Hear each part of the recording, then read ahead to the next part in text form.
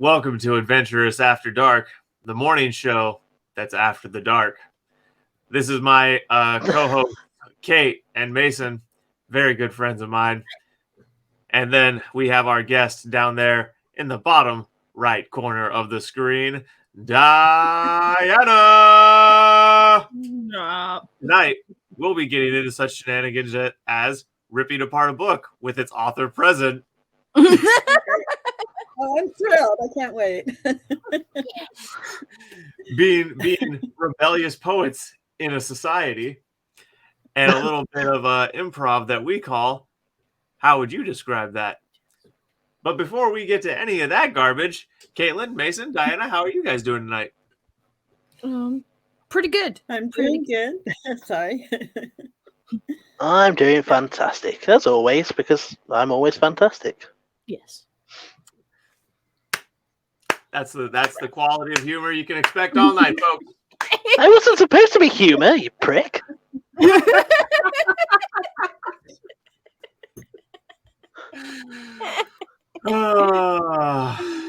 like everything is humorous to me. I could be doing anything with my night, and what I'm actually doing is subjecting myself to Zach and his lame barbs. Oh. My barbs only feel lame until they fester and you die. Rotting carcass. I would go to the hospital, but I wouldn't be able to find it.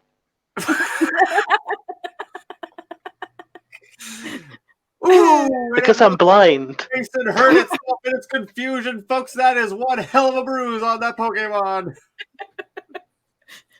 Oh my god. Alrighty. Well, all of my making a jackass out of myself aside, it's time to police some pros. Bad pros, what you gonna do when the pros police are coming for you? Bad pros. Alrighty, folks. Now, in bad pros, or excuse me, God, I named the segment, Zach. Yeah. In Pros Police, the whole shtick is that we go through police and pros. Yep. Police pros, exactly. Yeah, we get up people's rears about being, properly communicated, not sounding like a fifth grade little boy. It's neurologically. He's someone who's been in 5th grade 5 times.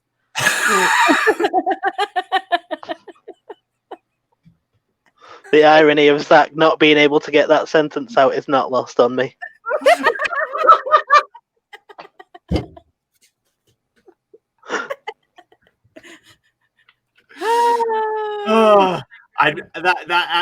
Mason, I gotta tell you, if my heart was not wearing the armor of my accomplishment in writing my book, that jab would have hurt a lot.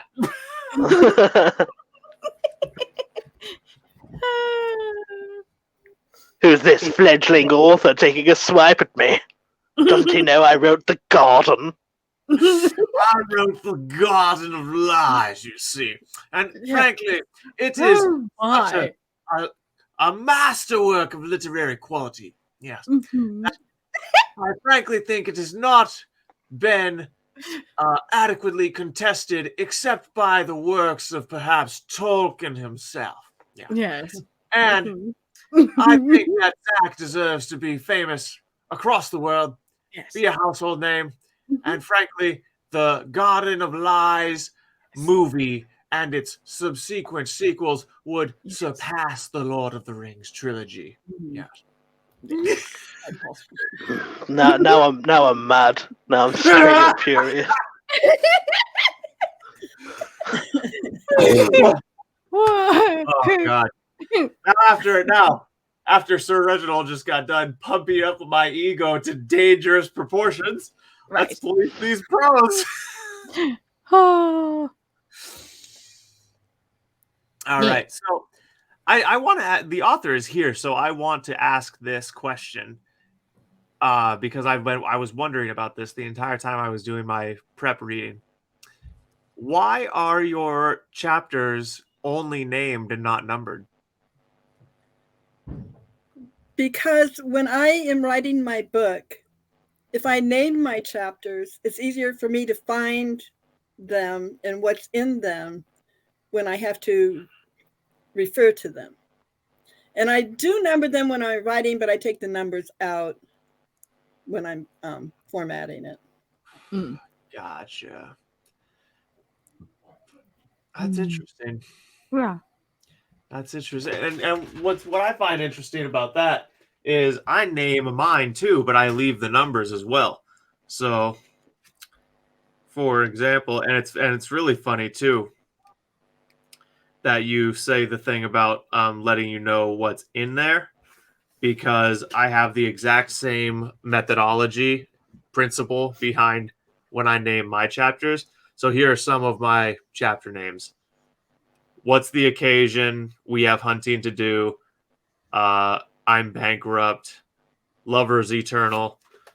So I use the exact same principle you do, and it feels all good in my feely place that someone else does that. Yeah. I never set out to do. Sorry, I'll shut up and let you say what you were going to say. Oh no, Mason, you would also be an exception to that for sure. Yeah, I was going to say I never set out to do that, but it's ended up being that I've done that. Yeah.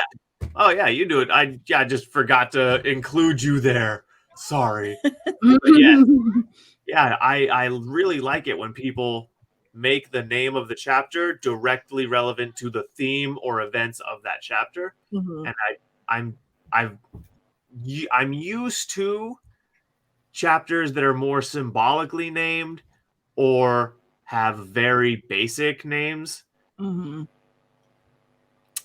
or they're just numbered. And so it just, like I said, it felt good. Okay. Gee. Now that I got that question out of the way.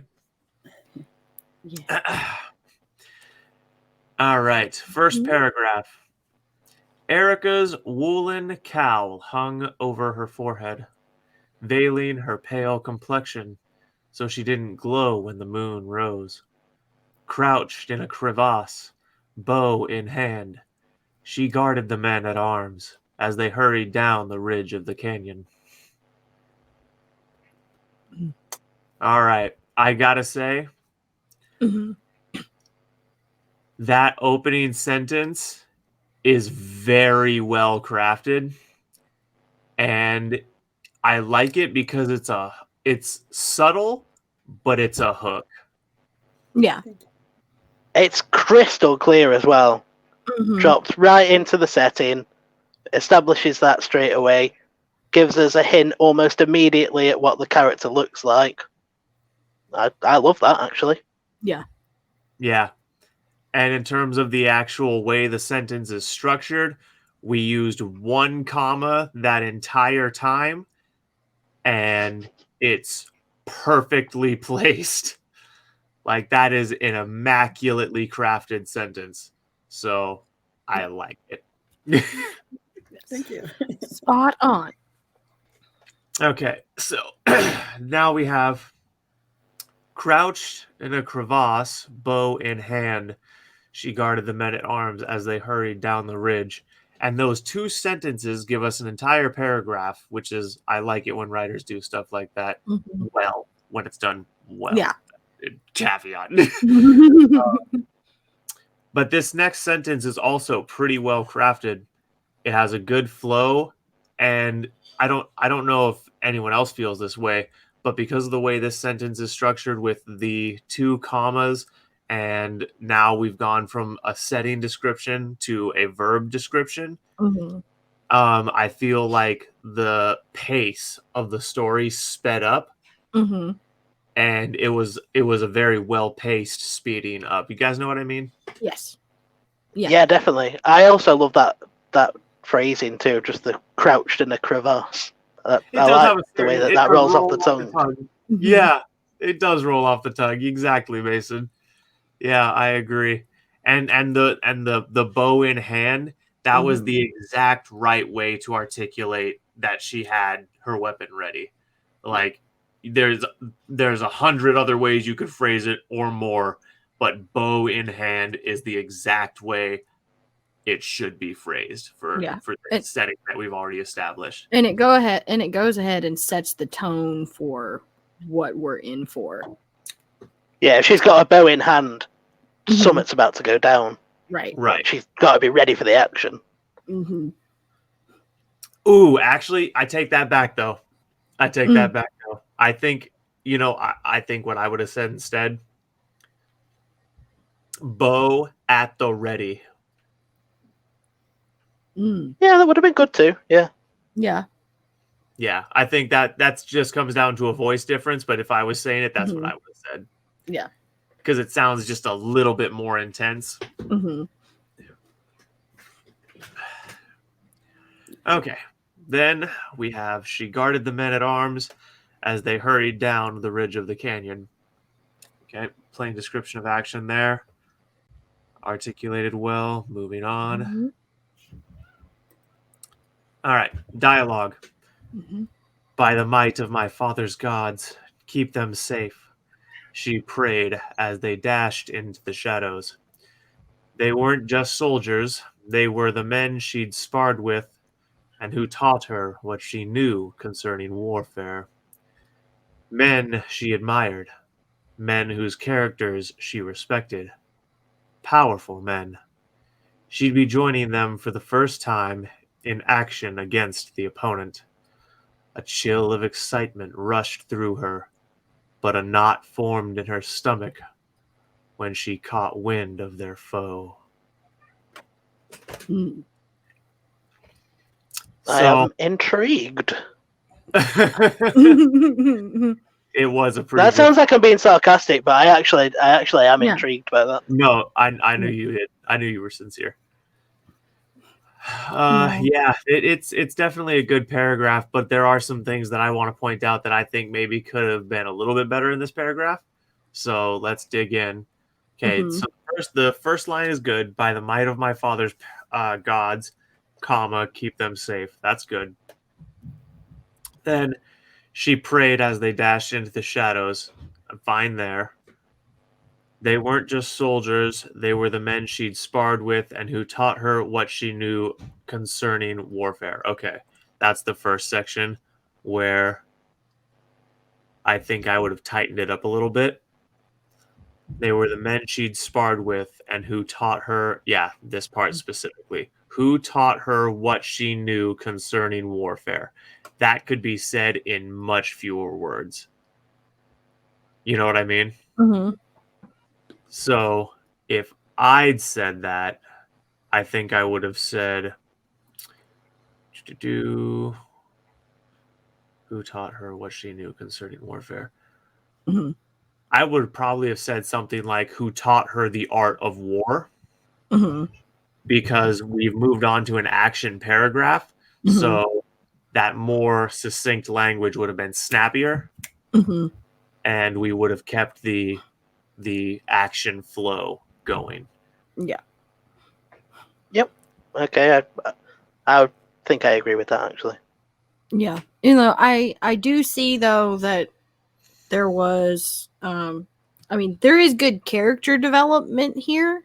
Yes. Yeah. Also a hint of culture too. Yeah, that's a good point. That is a good point, Mason. There is perhaps a little bit more world. Okay, so Mason, I want a clarification on your point, if you don't mind. Do you think that the sentence needed to be as long as it is to convey that culture? Or are you saying the sentence has it in there regardless of the change I suggested? To be honest, I was more talking about the dialogue with the by the might of my father's gods. Oh, okay. Because we get the idea there that they live in a culture that's got more than one god and presumably gods that will help them in warfare. So yeah, that is a good point, separate from the sentence down the line that I was digging into. Yeah. The subtle drop of world building, but that it's a very distinct flavor. Mm-hmm. So you instantly start to anticipate certain things about the world. Yeah, that's a very good point, Mason. Yeah. But yeah, I would have just made that one part a little bit more succinct so it flowed better. Mm-hmm. Then we go down men whose characters she respected, powerful men. She'd be joining them for the first time in action against the opponent. I probably would have just, let's see, for the first time.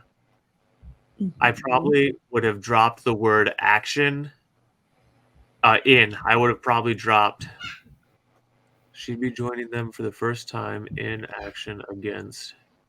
Mm-hmm. First time. I probably personally would have said something like tonight she would be joining them. It was the first time she will have seen action. Yeah, Mm-hmm. that would have been more. That would have been a little snappier. There was a specific way I was thinking I would phrase it though, and it's just on the tip of my tongue. She'd be joining them for the first time in action against the opponent. It's a deletion. Yeah. Maybe just forget against the opponent and just action. Yeah. Yeah, I can see that. Yeah. Yeah, I think. Thank you. Mhm. Thank you, Diane. Yes. Yes, that is what. Yeah, pretty close to what I'm. So I'm just going to take it. Move on. I'll have you edit my next one. I can You try. don't want that. You don't want that.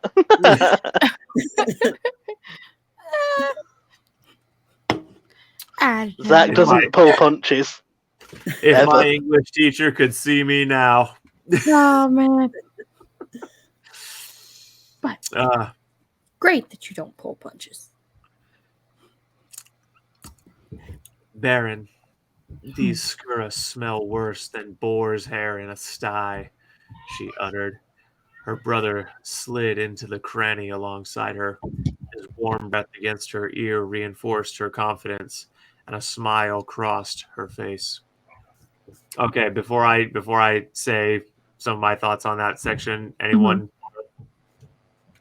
Yeah, actually, can I ask? Was Baron a purposeful reference to Lord of the Rings or not? I'm sorry, what do you mean? Did I mishear the name? The Baron? Baron. Was it? Yeah. Yeah, I was just wondering if that was a purposeful reference to Lord of the Rings or not, because there's Baron and Luthien. Oh no, I just pulled that name out of a hat. Okay. Okay. I just see Lord of the Rings everywhere. There's nothing wrong with that. No. Okay, her brother No. slid into the cranny alongside her. Oh. Okay, so one thing right there, we could have made that period alongside her period. We could have made that a comma because the idea is continued in the next sentence. So, comma, his warm breath against her ear reinforced her confidence, comma, and a smile crossed her face. That could have been one long complex sentence. That would have been fine. The second thing is, this one struck me as being a little bit off. His warm breath against her ear reinforced her confidence. I was like, yeah, what? Because oh man, I'm pretty sure you weren't trying to do this, but it seemed like there was a slight, I guess you could call it, sensuality to that. Yes. That was unintended. Maybe not. Yeah, I was like, okay, is this gonna be a Lannister situation? I mean, I know that, that kind of thing did happen back in medieval times. So, I mean, are we going for full authentic here? Right.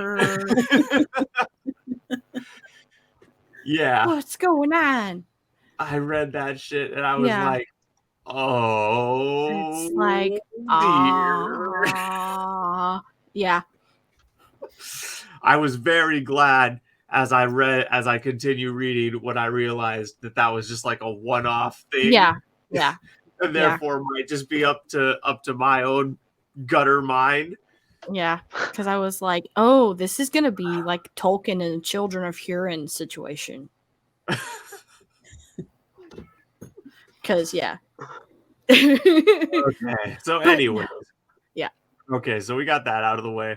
And a smile. You guys just have impure minds, because I just wouldn't have even gone there in my head. Well, I mean, but the way it was phrased, my mind is definitely in the sewer, 100%. I'm trying to elevate. It's hard to crawl out of what made you.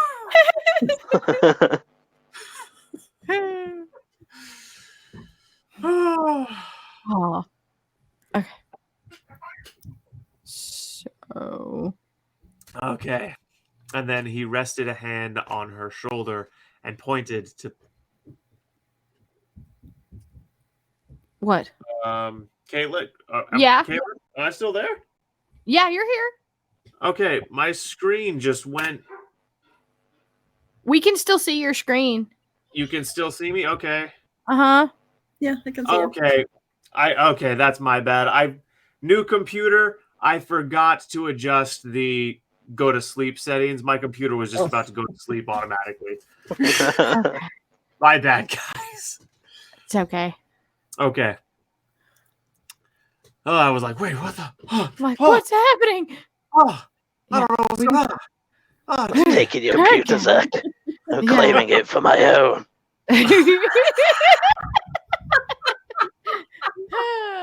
Because he's in the dark. I get it. Yeah. Zach's like, Jokes. I need to get a little jester hat with some bells and perhaps a feather or two. Oh, God. I need that cap. Yes, we're going to have to get you one. Or a dunce cap. There's also plans for a dunce cap. It's funny because me and Caitlin, yes. Except I'm not gonna write dunce on mine. I'm gonna make the cap one color and get felt lettering of another color, and it's gonna say "fucking moron." Not sure that would have been acceptable in schools, Zach. Yeah. Even though I mean, I say that, but they were allowed to hit you, so. Yeah, that's true. That is true. Oh, God. Oh, man. Good times. We should get back to policing, anyway. Yeah. We digress. Yeah. This has definitely been, so far, 50% comedy, when it should be about 20%. We have a tendency to go off the rails. Off the rails is where I go. Yes. On a crazy train. Mm-hmm. We signed up for this, so we're here for it. Yep, pretty much. Okay. And we get this dialogue. Look, there's one across the way. See it? From her brother. Mm-hmm. The bright of the setting sun blinded her, but for the silhouette of an olive tree, and the lone skura that perched on its limb. The beast, tall as a man, unfolded a featherless wing twice the size of its height. When it did, it blocked out the sun, allowing her to see its features. She shrank at its size and the ugliness of its body. Owl eyes, a squat nose, and fangs that protruded from its human mouth. Thoughts on that, guys? Wow. Well, I really like that. As a blind reader, whenever an author can give a description that's that crystal clear, and Zach will know this because I'm always telling him, "Oh, your fight scenes are so clear." Whenever someone can give me a description that can make me picture something that clearly, I'm always on board. Yeah, because I also like how it establishes aesthetic, because you can see, the backlighting of the sun and the silhouetting, and you can you can imagine the colors without there having to be a lot of description of what those things are. So it's very jam-packed with description, but without being too verbose or boring. It's straight up creepy too, as well. Like, if you went outside now and saw that creature in a tree, Oh you would piss your pants. Yeah. Valdus wants one as a pet. Valdus wants one as a pet. Gross. Okay. So yeah, the paragraph is good in terms of the writing. No argument there. There is some stuff about the punctuation I would nitpick. So we get this first sentence. The bright of the sun blinded her, but for the silhouette of an olive tree and the lone skurra that perched on its limb. Now, here's where we're going. Hold on tight with me. Cut that period. Make it a comma. And the next sentence: the beast, tall as a man, and I don't like what are those hyphens called? They're called M dashes. M dashes. I don't like those M dashes. I think they were completely unnecessary. So we take out that period, make it a comma. The beast, tall as a man. We could either do 2 commas there or 1, depends on how you want the idea to be understood. And then we have unfolded a featherless wing twice the size of its height. First period. That would be a master crafted, flowing long sentence. Yeah. That would be straight up Shelley-esque. It would be twice the size of its height. That's just showing off. Although I find that to be fair though, you do usually find big wing ratios like that on the bigger birds, because when you start getting heavy, you need that much wingspan to actually keep you aloft. And so, like, if a humanoid figure had wings, at a minimum, they would need to be twice that person's height per wing. Which is that's roughly the principle I used when I was creating my avian shifters. Yes, because even though we write in fantastical realms around here, we keep in mind that there is some law of physics. Right. Well, actually, in my world, the laws of physics. Well, I'm going to shut my whore mouth.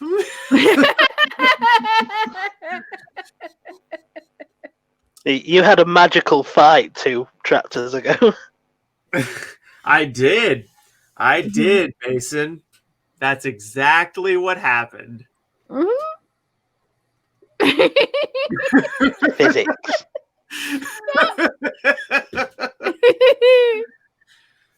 Okay. All right. They're horrid. How could anyone live around them? She asked, sinking further onto her knees and staring at the creature.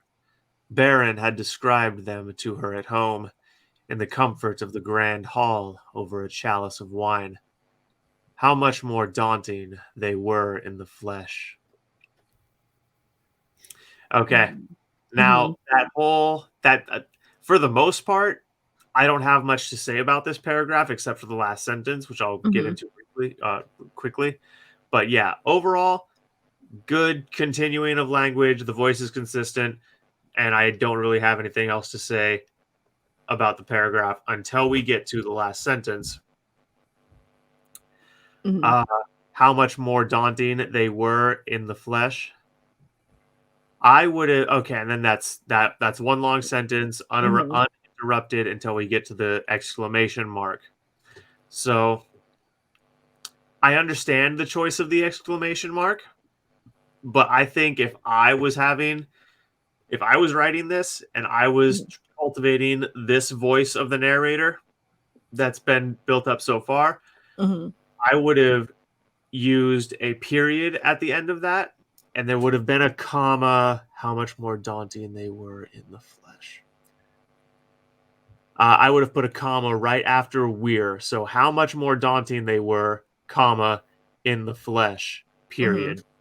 And that would have been a nice little elevation of the medieval-esque, dark, gritty voice, which is but gritty but poetic, so that's clear. You can be both. So you just want the dramatic pause in the sentence. Yeah. How much more it would have given us how much more daunting they were in the flesh. Yeah, that's what I was about to say, because it places emphasis Leave it to the narrator. on the fact.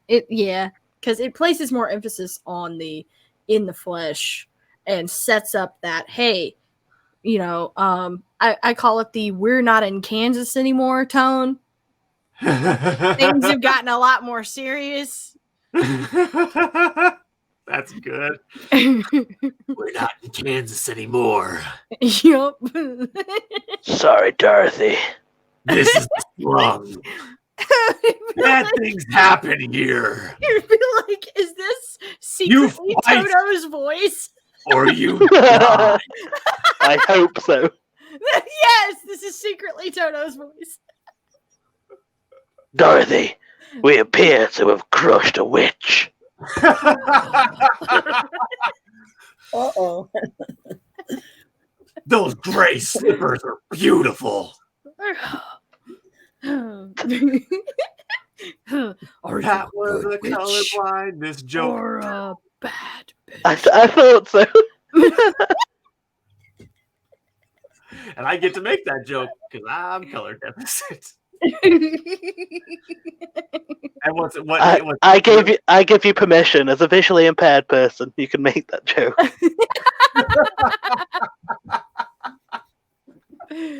I'm visually impaired. Just like if the scale goes from 1 to 1,000, Mason is at 1,000. I'm at like 2.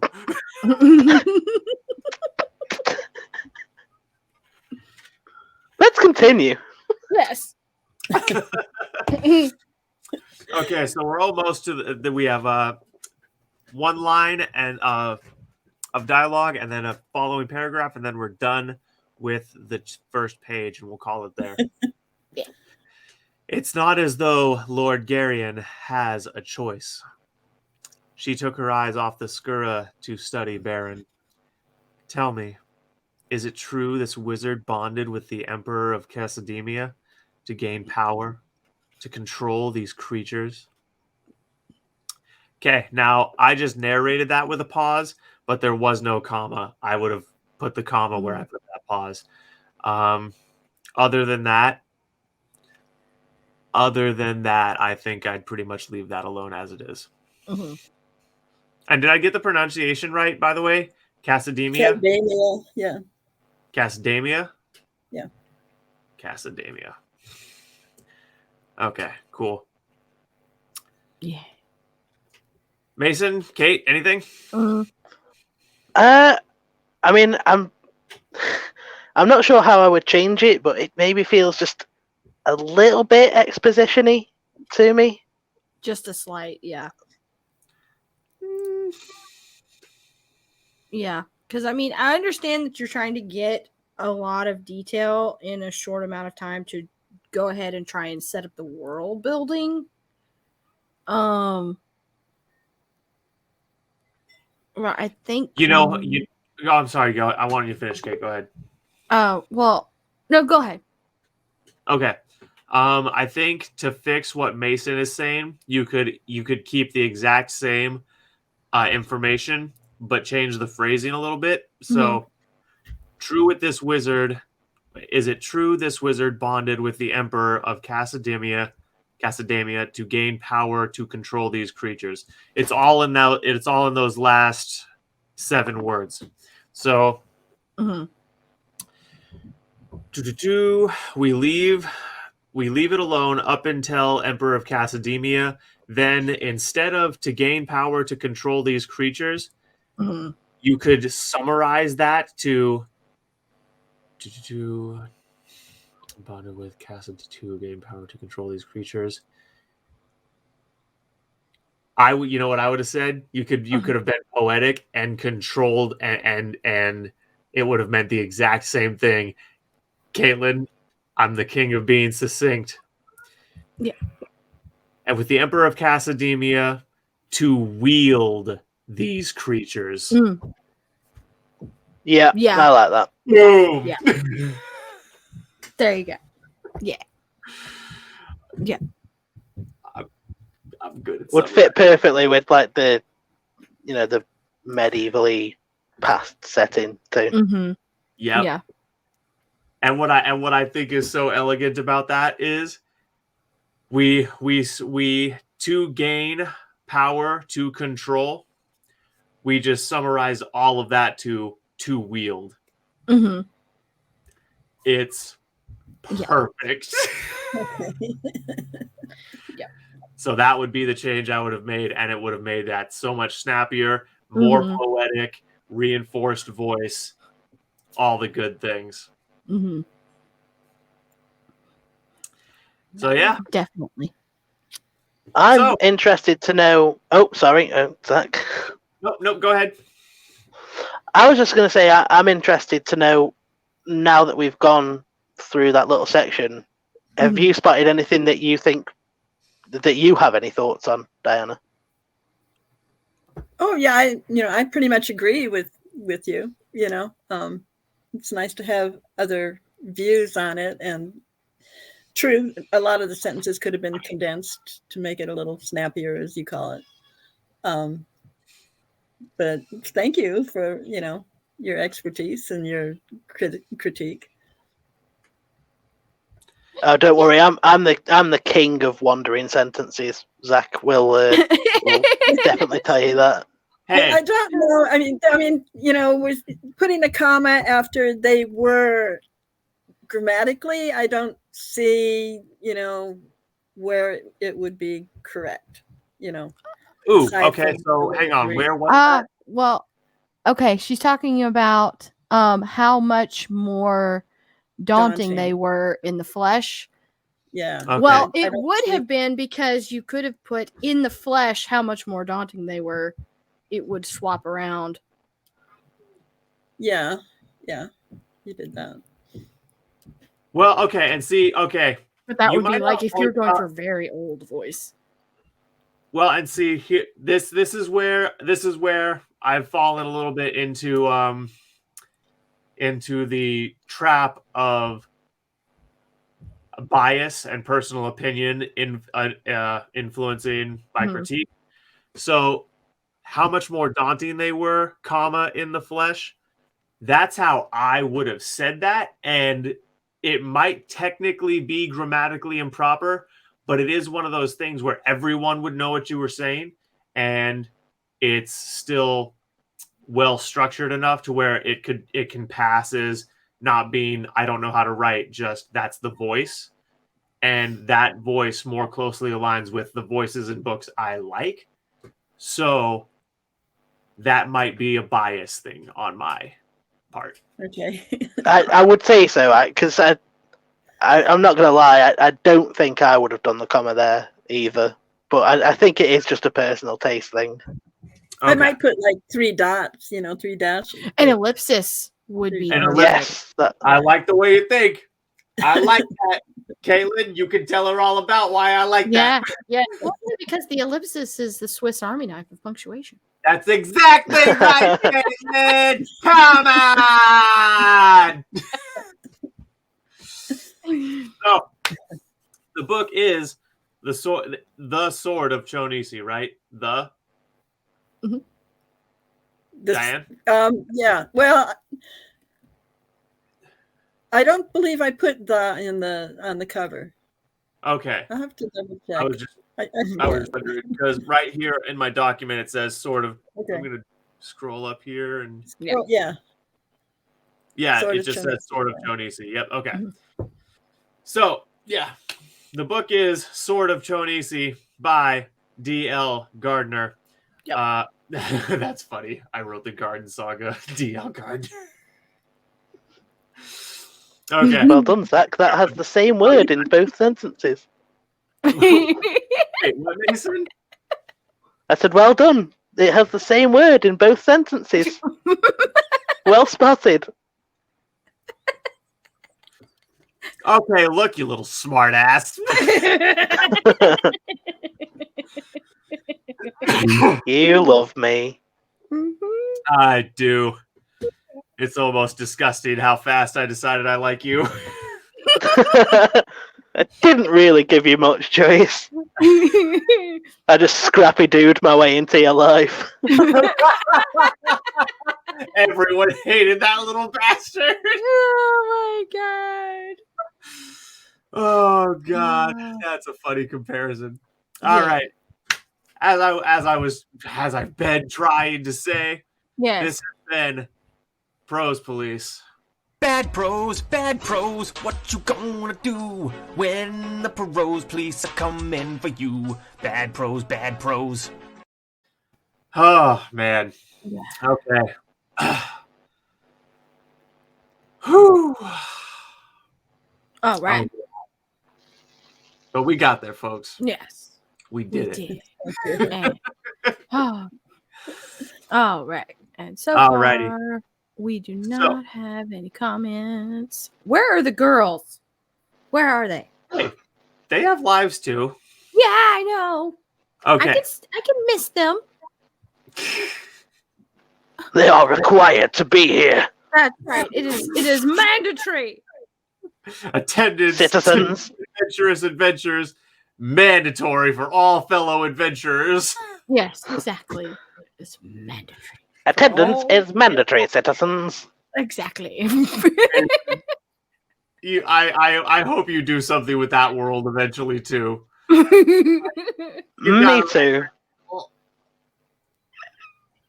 Oh my god. Just a ridiculous 1984 parody.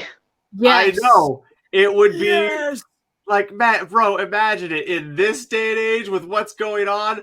A comedic 1984, bro, you would make billions. People being silenced by government officials just placing a finger over their lips. But not on their own lips, like on the person that's talking. Yes. Yep. Just be like,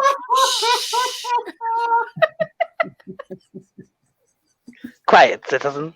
right. Oh my god, it would be like the spiritual rebirth of Monty Python. Yes. Speech is not required. Right. I see you using your word hole to make statements against the establishment. Yes. What do you have to say for yourself? Yours is more like Terrence and Phillip. Hey, buddy. Hey, guy. And now you are sentenced to fart in reverse. I swear to God, folks, we're serious intellectuals. Yeah. I promise we are intelligent and we write books. We do the nerd shit. I promise you. It's like, see, well, you have to balance it out, though. Oh, God. All right. And that's a good segue into I say we do the nerd shit because we do the nerd shit. It's time for a little segment we call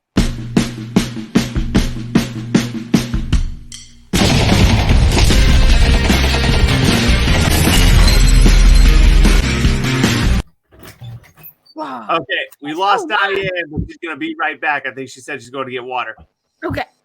Yeah, I was about to say, we just came back and poof, she's gone. Oh no, what happened? We had a guest dip in the middle of the show because that would be interesting to say the least. They're done with Prose Police. I'm out of here.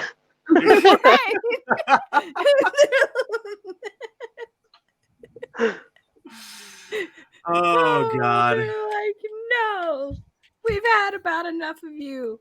We're leaving. We can't take these juvenile delinquents anymore. Yep. And that you know what, frankly, I resemble that remark. Okay. Oh. So Yeah. this next thing is from Mason. Mm-hmm. And it is one of the best dark poems I've ever heard. That is not an exaggeration. You'll see why I say that. And it is written in character. He's been talking about him all night, this Valdez Doyle guy. This is written in that character in his story that he's doing over on YouTube, The Bleeding Ground. And so we're going to listen to this and talk about how fucking great this poem is. Caitlin, can you hear it? Yes. Well, actually, no. Now I can't. You can't? No. Okay, one Neither second. can I. Okay. Whilst Zach is doing that, if you head over to Mason in the Dark, which is my channel, you can find all entries of The Bleeding Ground, as well as other poems and short stories in playlists laid out conveniently for you, narrated and written by myself. Yes. We can't hear you now. Barely. Can you hear me? Yes. Yes. All right. Fixed it. You should now be able to hear. Okay. No. No? This is going so well. Oh my god. Oh my god. Okay, Mason, while I'm fixing this, can you do the poem that you brought? Yes, I can. Will you still be able to pay attention? Yes, I should still be able to pay attention. We're Go gonna ahead. try. We're gonna do it, guys. This is one that I've found from my back catalogue. Okay. It's something I'm quite nervous to share, but I thought I'd do it anyway. It's called Why. Mm. And get myself into the headspace. Yeah. Heartbreak. Heartache. How much can I take? I wish I could make myself not feel the way that I do. I feel this way because of you. Tears stream down my face, a gushing geyser of emotional pain. You caused this, but you won't explain. This is betrayal. This is treason. I beg you, just give me a reason. 3 little letters, 1 big word. Why did you have Delge headbutt the girl? Team Amnes forever.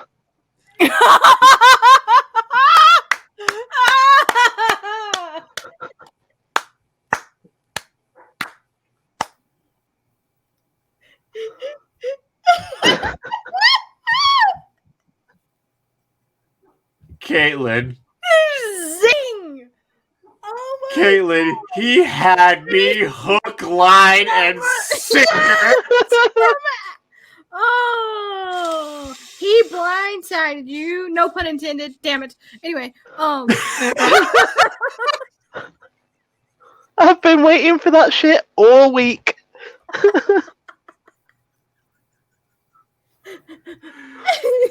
Son of a bitch. from out of the left. That was so good. Oh, I'm clipping that. Yes.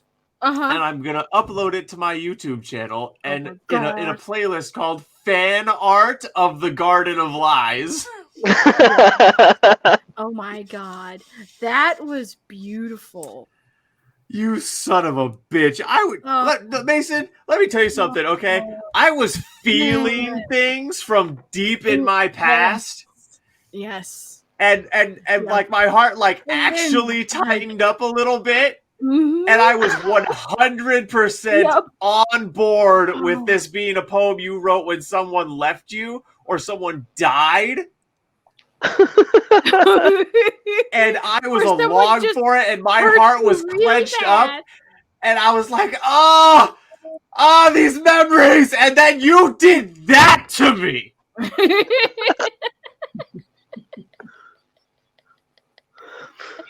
That's what you get you. for ruining my ship.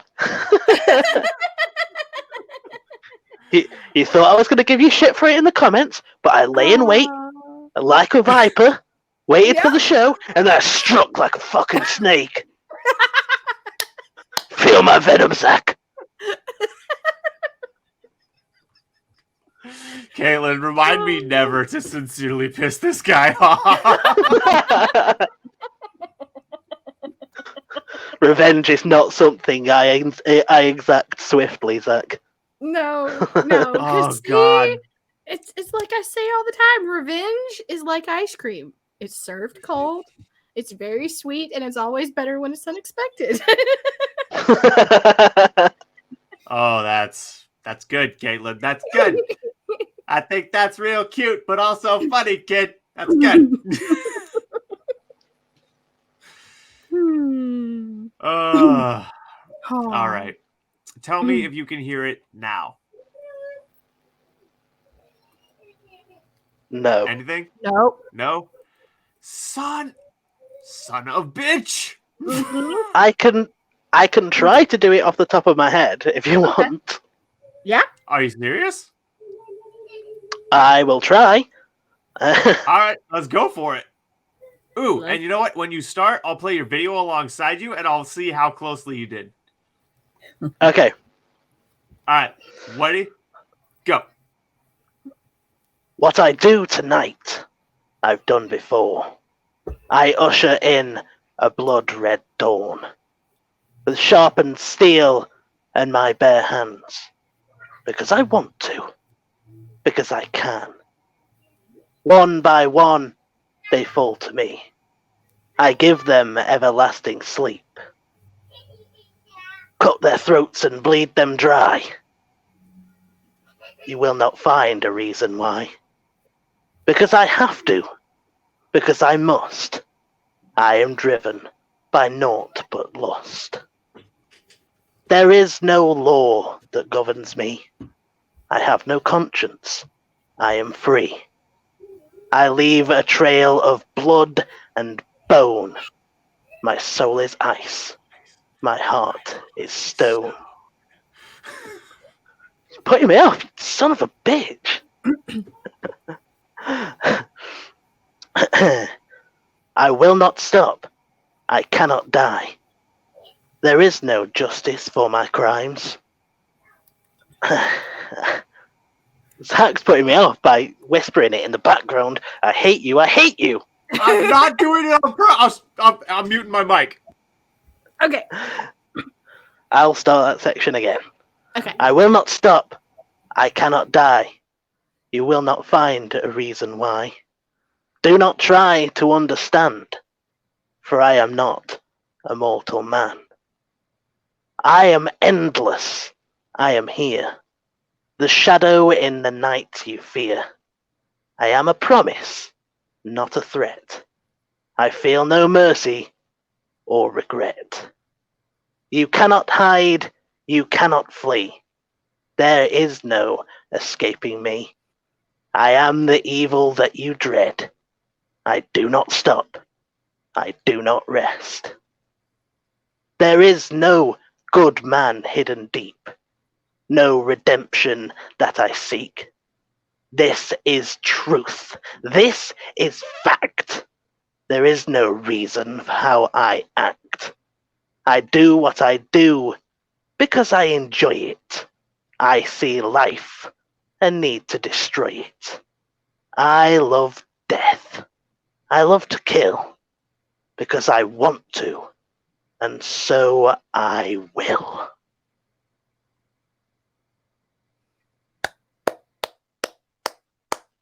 Unmute your mic.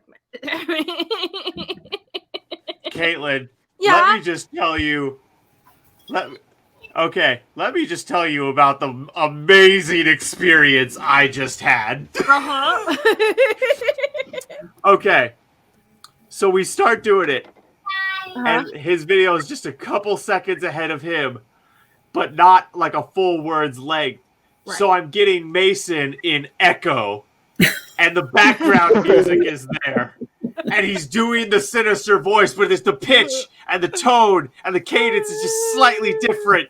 So it's like I'm hearing two Valdises from different time periods whisper this to me to the background of the sinister piano. And I'm just like, this is fucking amazing.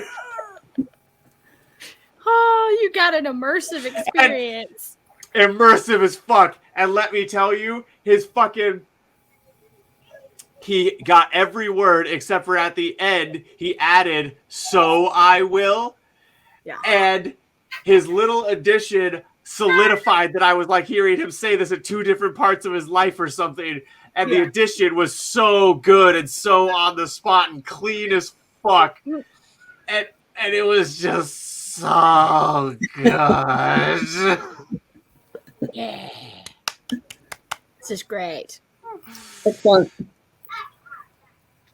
Oh my god! I hope, Mason, if that didn't record on the tape, we have got to recreate that because it was amazing.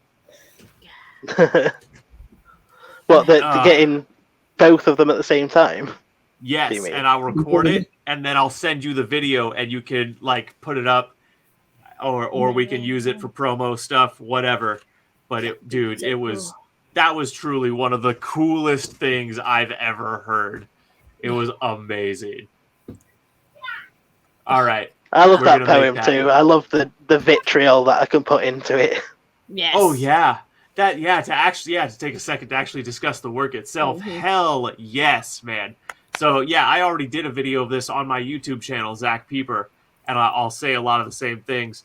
But dude, that fucking poem is so quintessentially evil, and you capture the essence of evil so masterfully. Just the right number of words, just the right number of hard-hitting imagery selections in your speech, and the tone and the voice, and it just makes your skin crawl, but you're captivated by the artistry. It is so good. So great. You know what I love about it from an author's perspective, though? Is that after what we saw in A Symphony of Screams, don't you think that Valdis would just enjoy performing that poem too?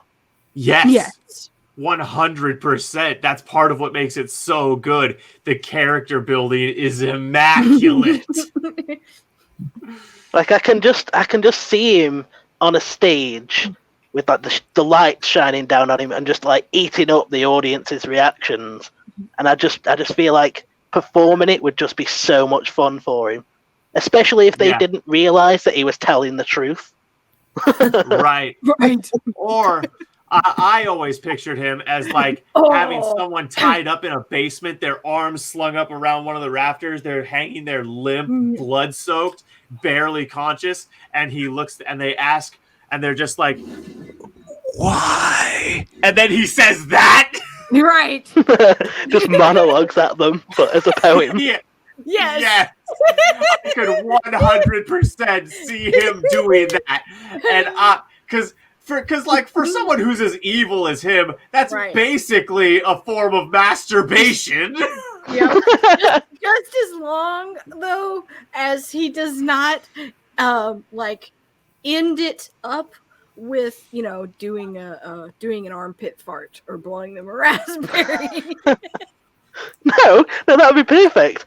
I love death. I love to kill because I want to, and so I will.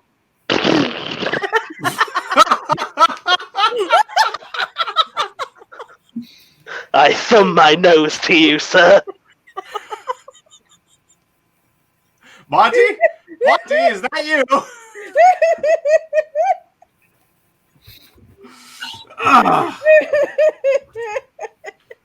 Oh God, that's good shit. All right. So, Caitlin, do you have anything to contribute? No. I said that in the rudest way possible. Like, do you have anything to contribute to this? Are you worth anything, Kate? Are you worth it? It depends on who you ask. No, I do not have anything at the moment. Actually, well, no, you know what? Yeah, I do, because I did have this thing, and it was on another live that we will not speak of. Because okay, well, do you want to do yours first, or do you want me to do mine? You can go ahead and do yours. Okay, 1 second. I need some water. Okay. All right. Dianne, did you bring anything? I didn't bring anything. No. Oh, man. All right. All right. So let me get a drink of water here really quick. Pouring it up because my kidneys don't work right. You always make me laugh with those sort of comments, and I know that I shouldn't be laughing at the fact that your kidneys aren't working, but you just say it in such a humorous way. You gotta and that's laugh why through we're the friends. suffering, baby. You gotta Exactly, laugh through yeah. the suffering. Yeah. We laugh through the pain. They don't call me the Mad Bard for nothing. Right. You call yourself that? Damn it, Basin. Yeah, but you could call me that too. You know, or you could give me, you know, I would love an actual nickname from a friend. That's something I've never had. So if you want to find a good nickname for me, Mason, Bard of the Common Man, you go for it. And then I can say, they call me. Yeah. I'll call you the Tender.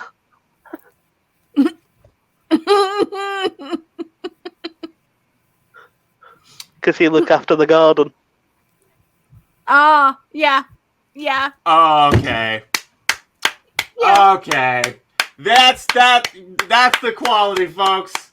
That's the effort that gets put into it around here, folks. Great A. Excuse me. Don't you try to backtrack now. I just saw your reaction, or heard your reaction, to that heartbreak poem. You can't pretend you don't find me funny anymore.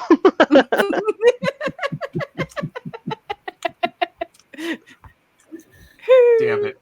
I'm cornered. But see, the thing about cornering me is I'm very much like a rabid animal.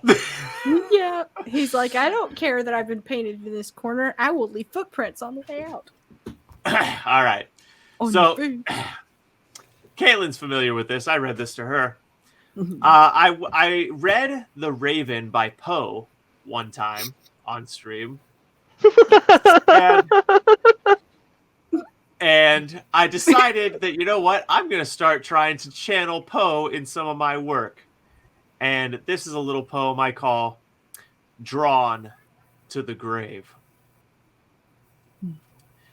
It is often I pass the grave, once a week on Sunday precisely. I pass when I come and go from my training, which I excel at nicely.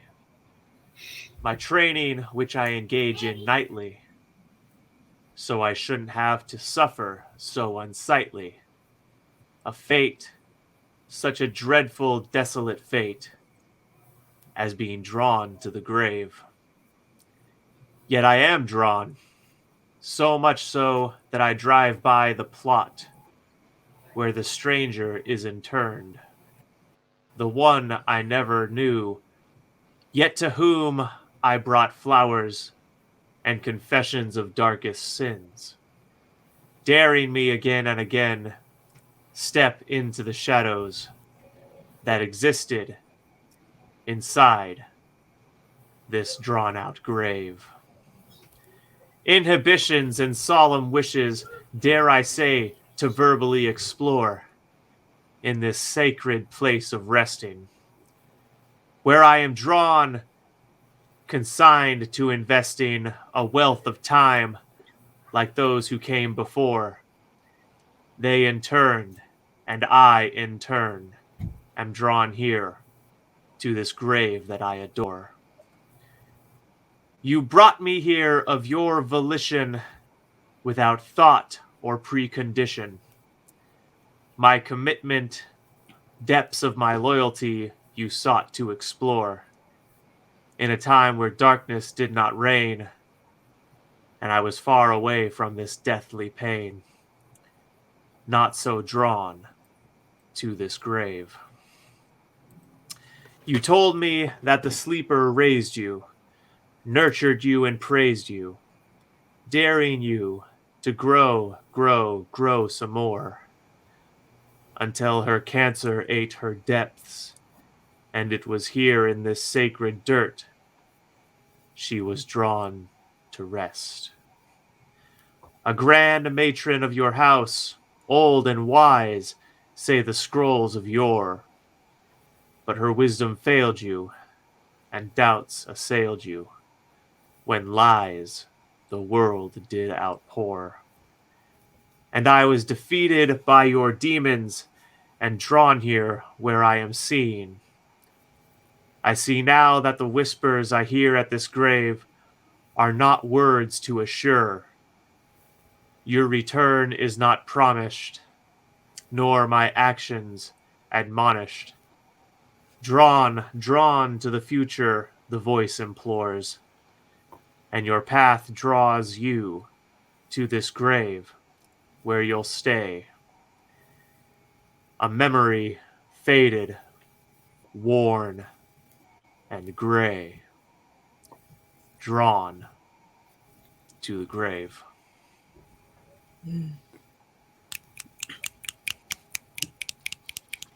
Yeah. Nodding I'll take in my approval. Oscar. You can have Will Smith's.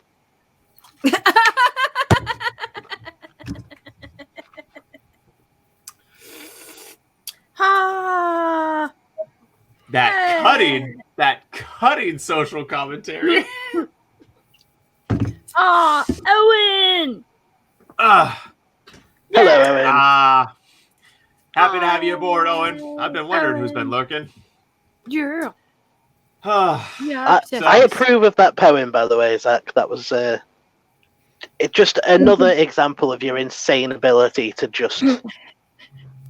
I don't even know if I've got words for it, to be honest, but it's just, if I'm the bard of the common man, as you put it, I don't call myself that, people. Don't think that I've dubbed myself that. If I'm the bard of the common man, then you're just on the other end of the spectrum. I love how simultaneously that's like a compliment, but also like possibly a jab. No, totally not. Totally not. Okay. Oh man. My poetry is, fairly accessible. Yours is, let's study this in an English class poetry. Yeah, some of it. Yeah. I write stuff that's a little bit more accessible.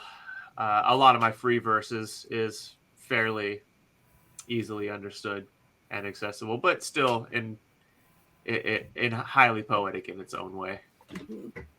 I like the Poe thing just tickles me, because you literally read The Raven once on stream. The next night you were like, "Hey Mason, have this homage to Poe that's like this entire thing that just I don't know if apes is the right word, but just here's me breaking down Poe's style and paying homage to it in one night, and your ability just boggles my mind." It's just like, here he has two speeds, fast and asleep. Poe.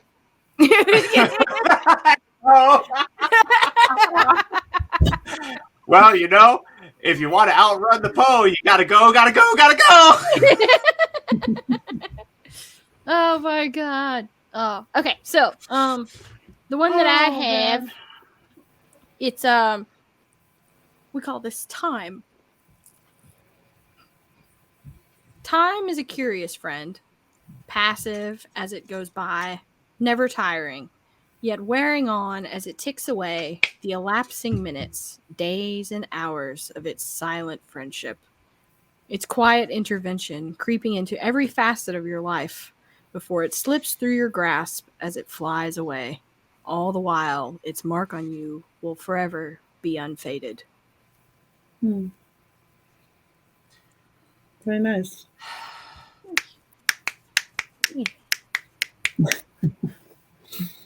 Yep. You always have such a reverence in your poems.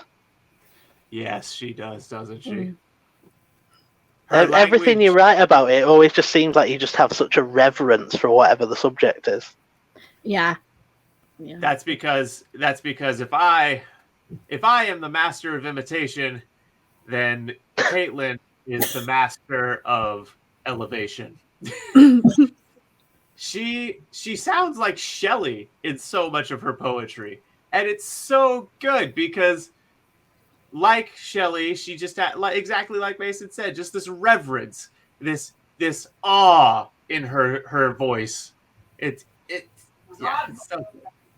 It is. Well, I mean, I guess it comes from a place that I feel like, in a way, everything is beautiful and deserves to be loved, regardless of what kind of a day or life it happens to be having.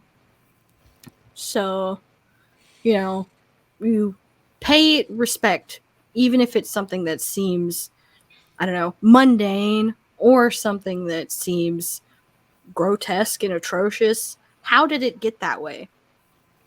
So if you approach it from a stance of, I love this and appreciate it for everything that it is, I guess that's where the reverence comes from, if I were to analyze it myself. So in this segment, we've had psychopath rambling,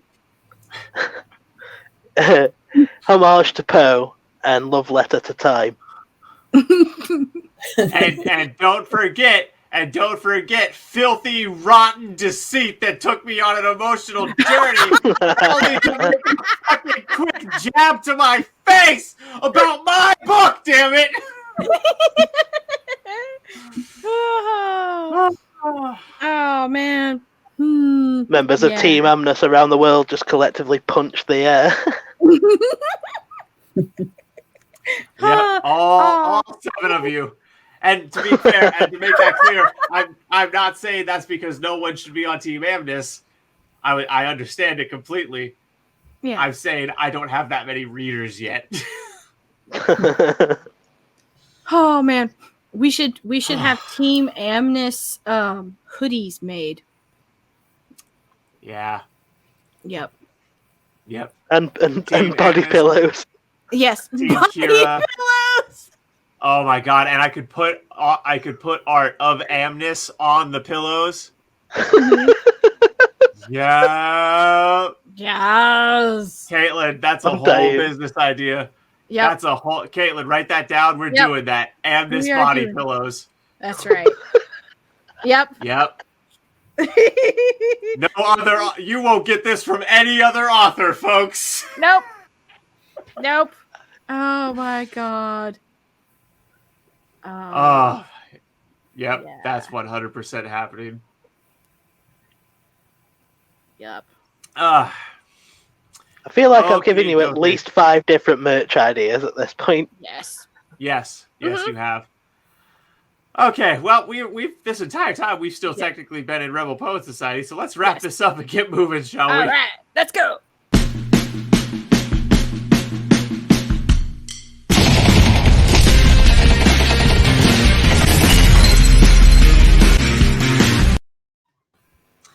Alrighty.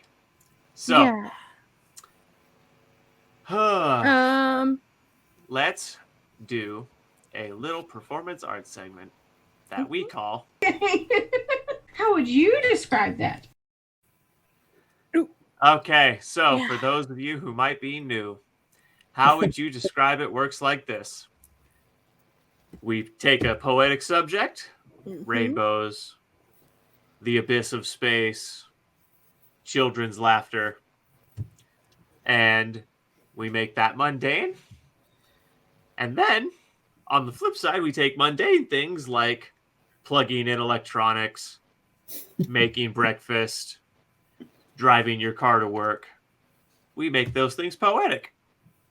Mason, my good friend, I have something I'd like to posit to you. Mason, you there? Yeah. I was like, I'm not used to it being dark and silent. Yeah. I've run away, so I don't have to take part in this segment. No. Turns me into a choke artist. No. He's choking now. Time's up. Over. Blow. You made that joke last week. Wow. I like that song. Okay. Yeah, it's like, yeah, this ain't your mom's spaghetti. It's ready. No, wait. Zach, the blonde-haired white boy that likes rap, likes Eminem? No way. Oh my god. Okay, fuck you. He's like, I don't know what my partner would think about that, but I mean, we can ask. Gross, Kate. The implication's already there. Why'd you have to come out and say it? All right, Mason. I want you to make the death of a god mundane. Ooh. All right. Okay. Well, we all live in this thing called the universe. It's basically a big room that has lots of smaller rooms in it, and some people say that it was created by scientists in a lab, but I don't personally think that one's true. I think it was created by a guy named God. Don't know what his proper name is, but 3 letters, nice short sentence. It works. So God created Earth, and he put humans on it because he was bored with just an empty planet. And then one day he thought, I'm kind of done with this planet because it's a bit crap, really. And then he died.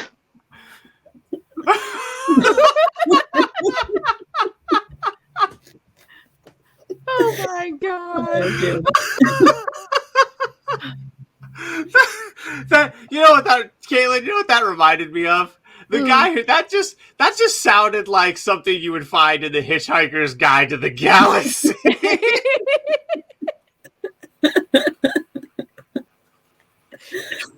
Oh my god. Yes. Zach, are you aware who Carl Pilkington is? I can't say I am. I'm gonna have to send you some videos of Carl Pilkington because that's when you ask me to do mundane stuff. That's basically who I try to channel. Gotcha. Oh my god. Okay, Kate. Oh. Mm-hmm. I want you to make a dog puking poetic. Oh my god.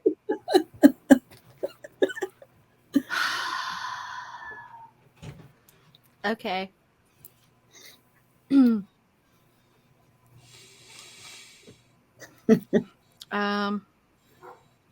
Oh, well. Considering what went on last night, this may not be as hard as I think. Okay.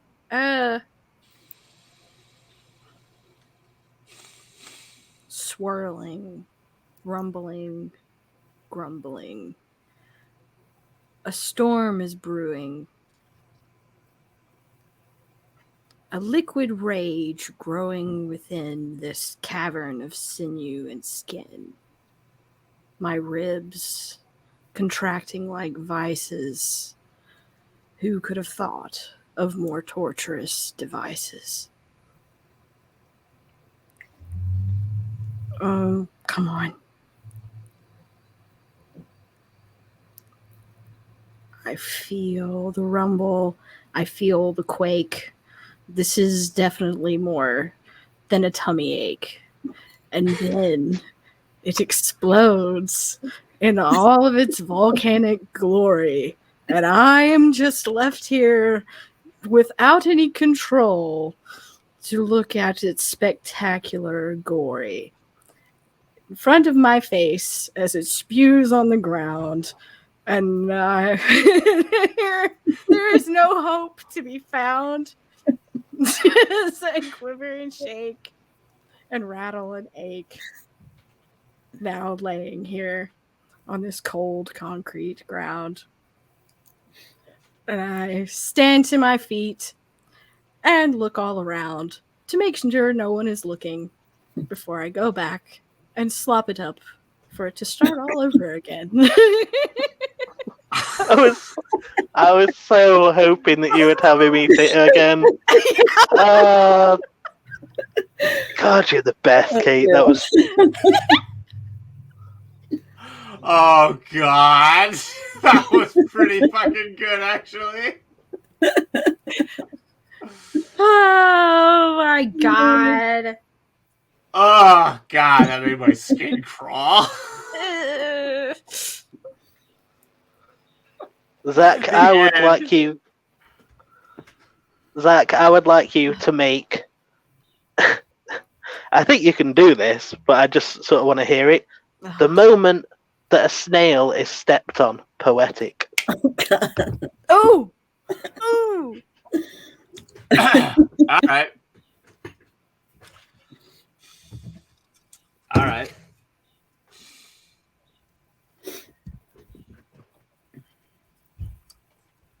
In the grand scheme of things, it was nothing. Just another moment in another space, lost among countless, infinite combinations of such. But to one small creature, it was the end. It was the beginning of the end, and yet it was nothing. For you see, in one space, in one moment, a life was crushed, destroyed, for no other reason than wanton ignorance of its existence. It was smudged from existence by a flat, pressing abyss of sorrow and agony. And the sounds as its house crumbled around it like so many bones crunching underneath the foot of an angry god. The life saw the darkness coming and had no hope of escape. Because his mode of transportation is like wiggling with these tiny little pad things on the side of its body, leaving a trail of disgusting mucus behind it. Fuck that snail. Oh my God. I heard the exact moment that you hit your stride then.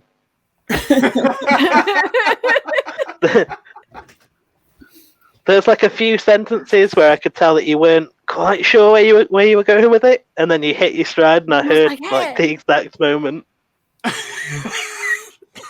When you upload it to YouTube, I'm gonna go and timestamp it. Oh God, I love it. Yes, 100% do that. Oh my God. Oh. Ooh. Okay. Diane, you can pitch any of us a combination, or if you're game, we can throw you one. Oh, you'll have to throw me one. Okay. All right. Diane, make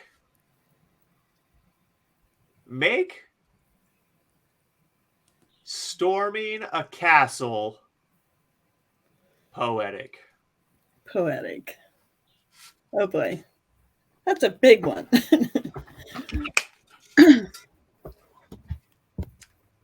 Okay.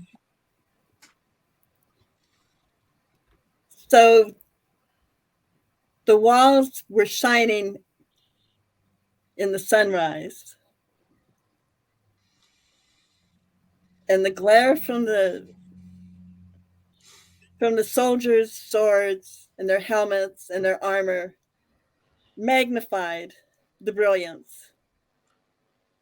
And it was so wonderful to see that we could end it all with our catapults and our rage as we ran towards them, climbed the walls, and destroyed all that light for our own sakes, so that we ourselves would be that brilliance and not them. Not And I'm bad. not used to doing anything Damn. like this on the fly, so. Not bad. Not bad. No, damn, I really like that last line. Destroyed its brilliance so that we ourselves could be its brilliance. I really like that. That does have a certain biblical flavor to it. Mm-hmm. Yeah, that wasn't bad. That wasn't bad, especially for being on the spot and not you know, us. But yeah, and it's not. Young, Yeah, and young whippersnappers. Yeah, you threw her a fastball as well. You were like, "Here, be Tolkien for a second." Right. Exactly. No, that was not an easy one by any means. Yeah. Mm. Yeah. Not Very bad nicely at all. done. Okay. Yeah. Unless anyone has a dying need to continue this segment, we'll wrap it up. No, I think we're good. How would you describe that? And now, the final segment of the night, Mm-hmm. where we discuss things Or the day. with Wherever. where we discuss things that have some kind of importance or some kind of, you know, interesting aspect to them. Or sometimes we just take our shirts off and Genius! so anyways, this question that burns in my heart as a fantasy author. This question that needs an answer. That what? Owen was asking, are we storming the castle of our insecurities? Oh, damn. That's some good analysis. Damn, Owen. That's actually very... Ooh. Well, we're back in English class again. So anyways, this week on We Are a Genius, where is fantasy heading as a genre? Mm-hmm. Waiting for anyone else's thoughts but mine. Anyway, Anybody. I just thought you were going to According to Brandon Sanderson's Kickstarter, I think we're on the way up. Yes.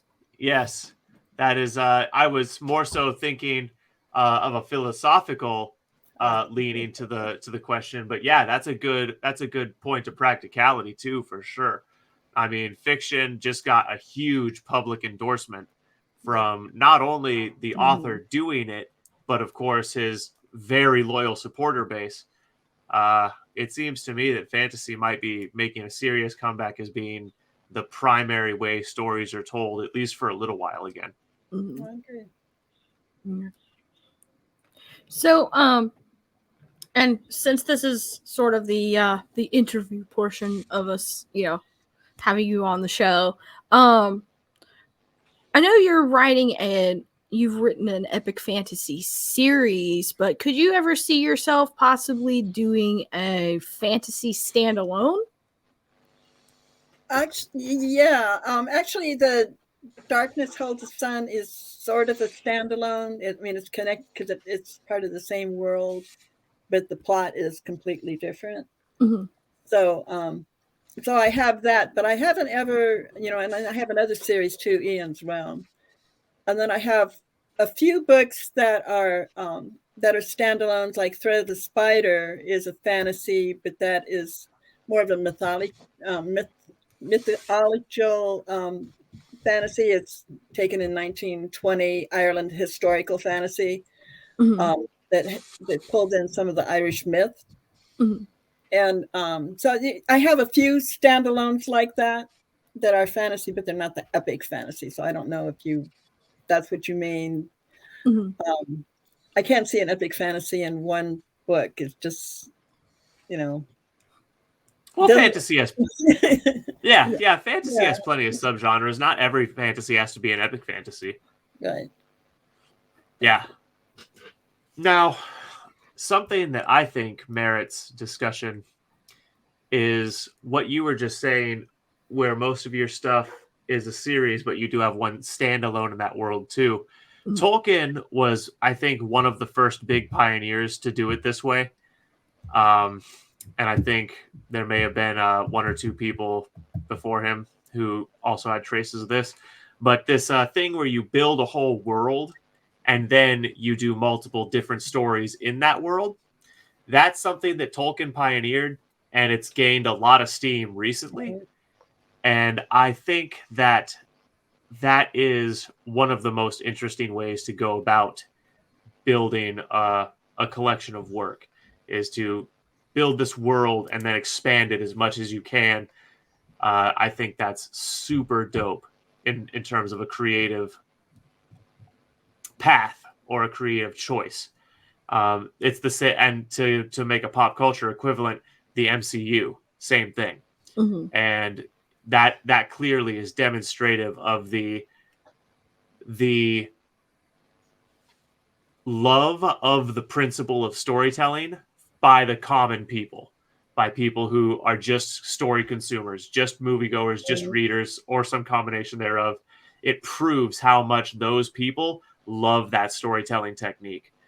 Tolkien used it and achieved this household name status. The MCU did it, and it's one of the most successful, if not the most successful film franchise ever, period. Not even close.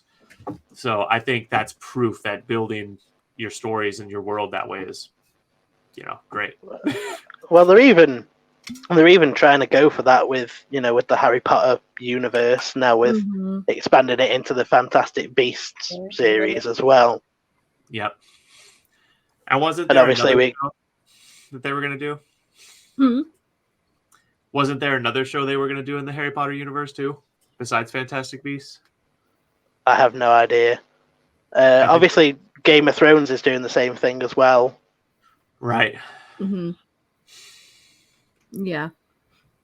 It makes a lot of sense to me, because you're creating these characters and they all have a past and they all are going somewhere, and people, when they're reading your book, they connect to, one or two of the characters or maybe more, and to expand them and to give them their own little, area where they can shine, it's actually a lot of fun.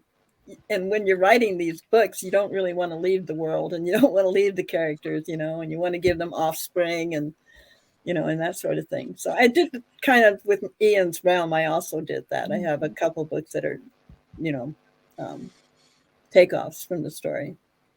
Well, if you're going to create this second reality, there's always going to be more than one story to tell, or at least there is if you've managed to put any depth into it. Because if you think about how many stories there is to tell in actual reality, there's the potential for that many stories in whatever second reality you're creating. And speaking of, the MCU and things like that, Stan Lee was actually influenced a lot by Tolkien to create a more expanded universe. Is there anybody in particular that influences you in your writing? Oh, well, I love Robert Jordan's writing, and he goes all over with, with everybody in his stories. Of course, Brandon Sanderson. I also like Joe Abercrombie.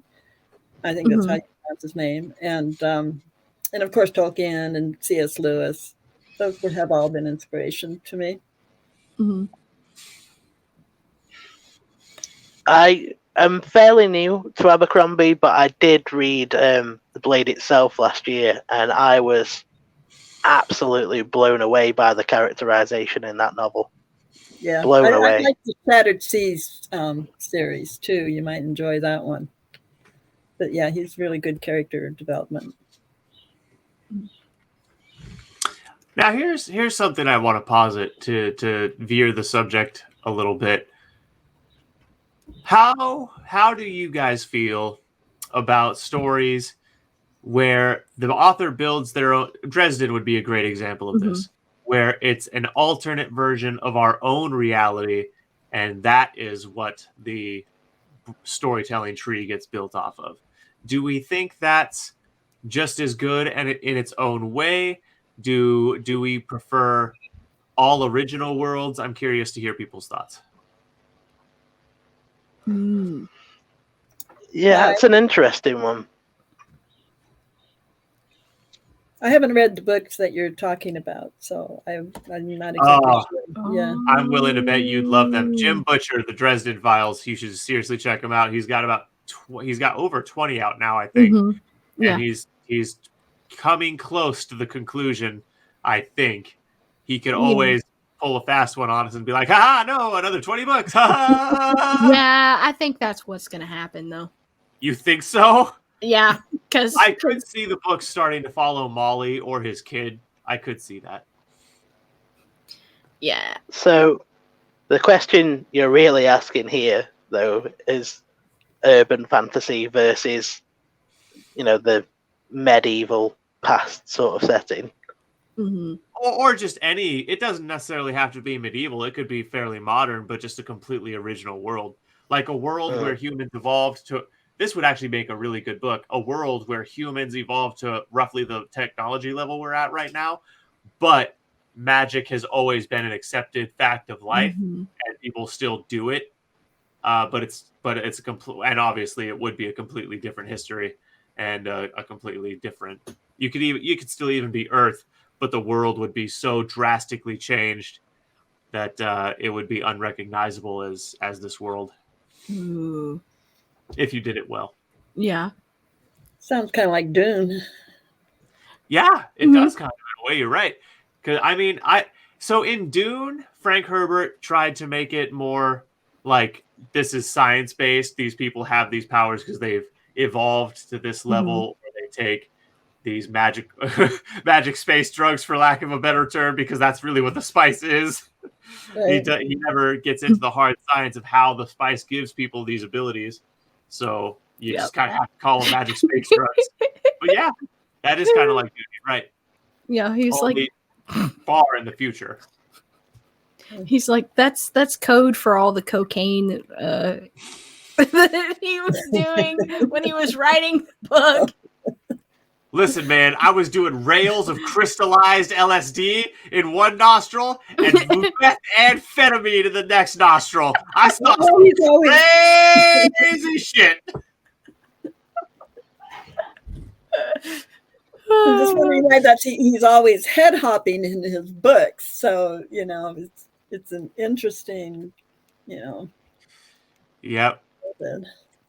Yeah. I think to go back to the question that you actually asked, I think one of the problems that you face if you're attempting to do, to use one of your phrases from your world building videos, if you're going to use an Earth-like setting, and especially one that's around more modern times, you're going to run into people being positing questions like, well, what about this? And if this is the case, well, what about that?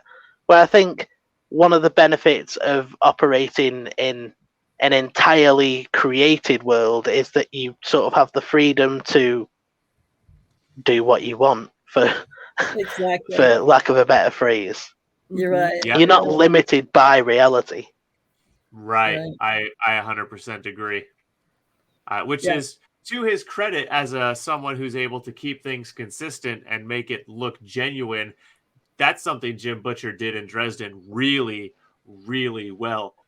He sold that his fantastical world could exist inside this one. Some of it he managed to stretch almost to the point of shattering my disbelief, except his storytelling and characters are so good that I was like, nah, I'll suspend my disbelief just a little bit more for you, bud.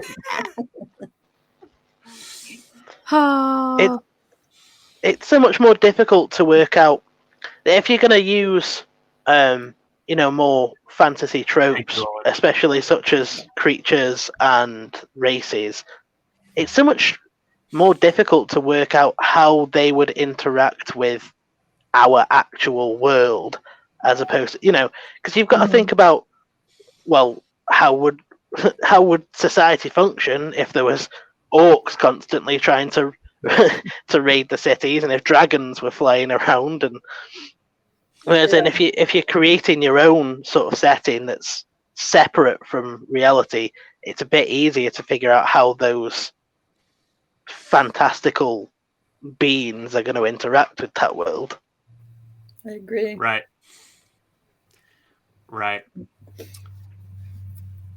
And yeah, that's go ahead. I was just going to say, well, they did try to do it with the Bright, was it? With Will Smith? Oh yeah, with Will Smith. Mm-hmm. Yeah. I ran into some of that problem when I was doing Ian's Realm, because that's a portal travel. And so they spent some of their time here in the real world in Seattle and stuff. And some of the things I was going along and I had to stop and go back because, well, in reality, they would end up calling the police. Well, I didn't want to bring the police in on the story, Yeah. Right. Yeah. So, yeah. People go, well, why didn't they just take him to the hospital? It's okay. No, we better get back into the portal where I can, make that up. Because there's no story if they take them to the hospital. That's why, reader. Be like, don't you understand? It's the same reason why there are never parents in, exactly. horror movies. Yep. They get in the way of the story. Wait, there's a serial killer coming after you with a knife?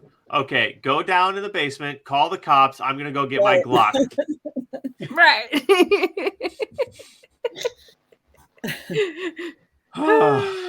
Yeah, man. It is going to be interesting to see where fantasy moves in the future, though, because I feel like a lot of things are...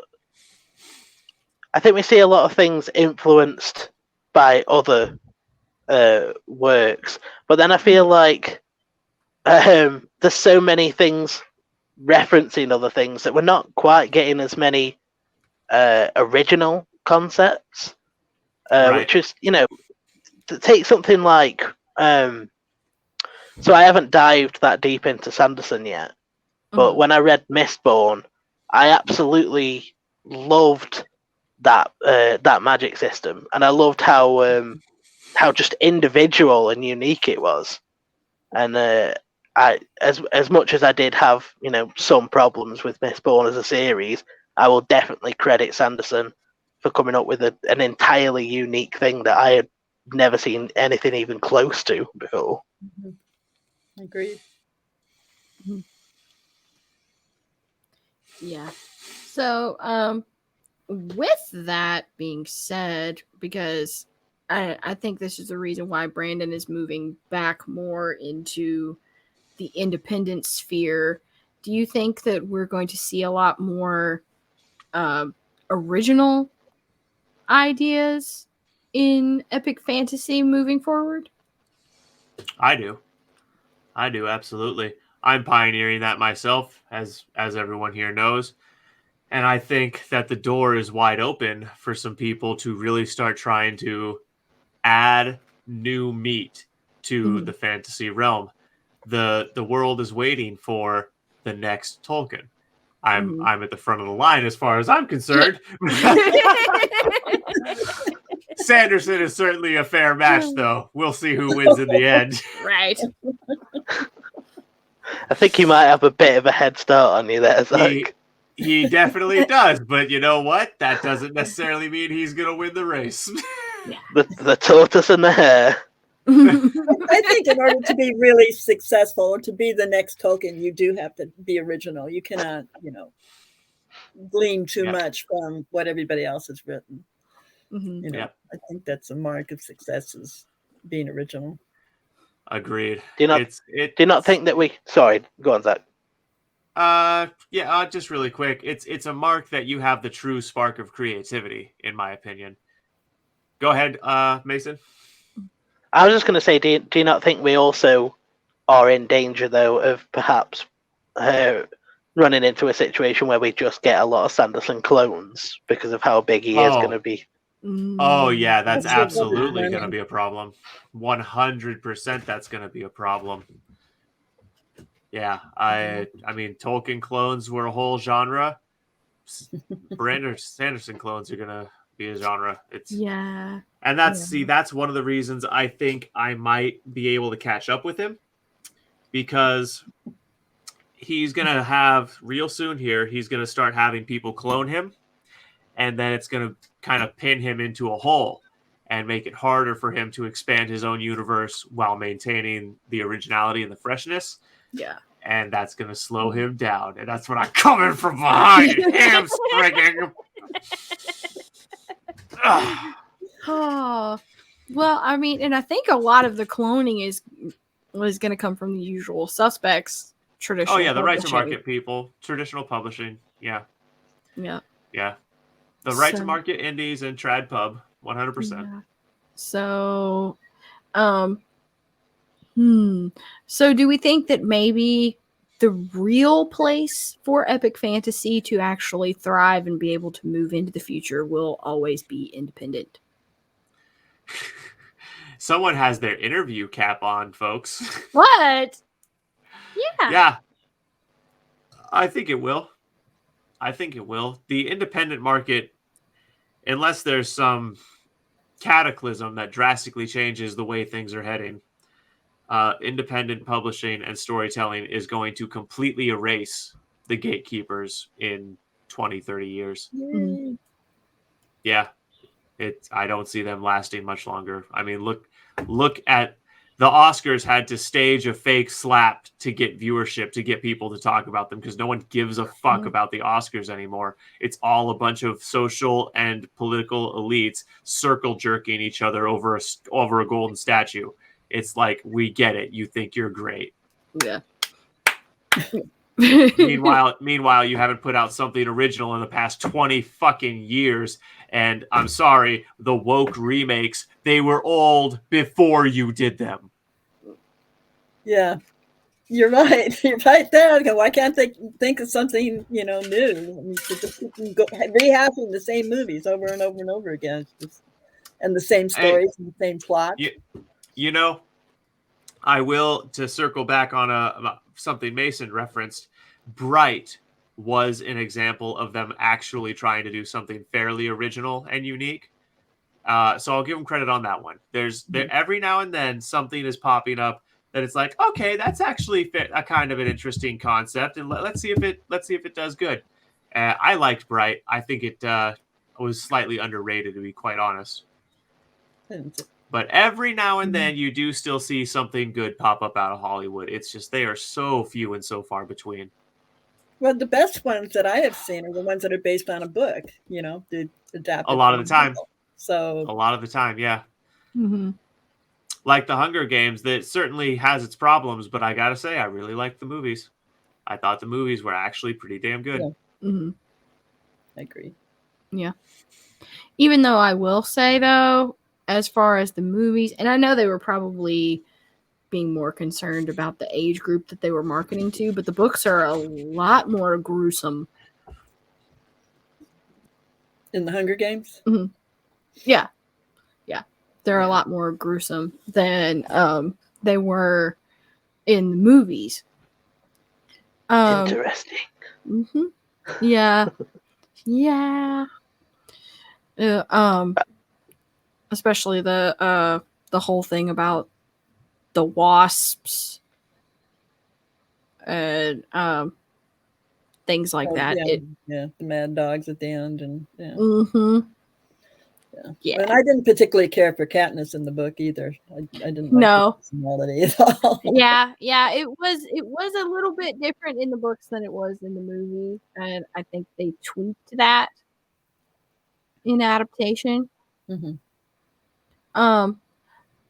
So that makes me curious. If they were to option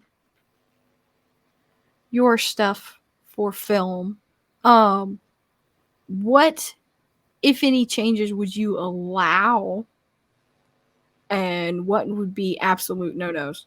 Okay, so you didn't mention any particular book, but I am actually working with the screenwriter and producer on one of my young adult stories, Ian's Realm. Oh, really? Yeah.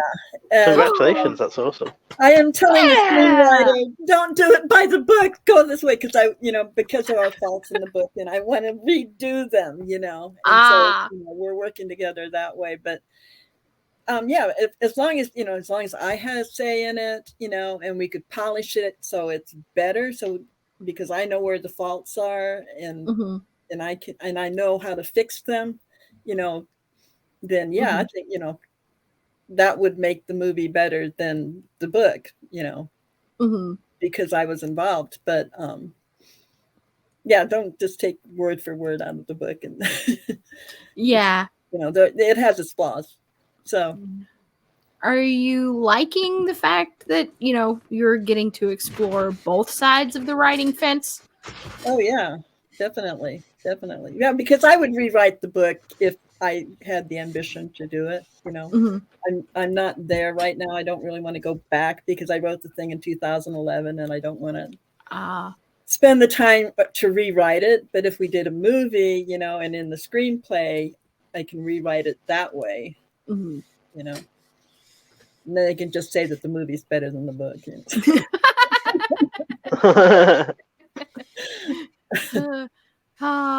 But I mean, you will always have those people who argue for, well, the book was better than the movie. Yeah, probably. Maybe. Yeah. Yeah, there's definitely that cultural perception that has set in that that's just something that to be expected.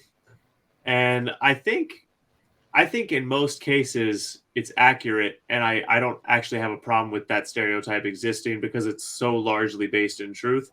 But I don't think people should let that cultural perception dictate their thought patterns. They still need to give every movie a chance. Sure. Yeah. I agree. I'm probably guilty of that myself. I've been doing a blog on Wheel of Time, but there's so much in the book. There's no way you can, put it into another show. It's just, Well, see, that's the good. Go on. Well, go ahead, Mason. I want to hear what you had to say. I was going to say, well, that's the good thing about the boom in the TV culture, because we have been able to have that switch from, right, okay, we need to make this book into a movie. It needs to be a 2, maybe 3-hour film if we can, if we go that far. Maybe we'll stretch it into 1 or 2 films. These days, with Netflix and the rise of streaming TV, they have so much more space to breathe and to tell the story much more faithfully, I guess. Yeah, I agree with that 100%. I actually think that perfect example. Game of Thrones is a perfect example of what you're saying. And I think roughly every season was one of the books, roughly. And then at the end, of course, they just butchered the baby. And it was like, this had the potential to go down in history as one of the single greatest television shows to ever exist. It truly could have gone down with that reputation. And then the fucking producers, or were they the writers? I don't know. They left because they wanted to do something else. It's like, you pieces of shit.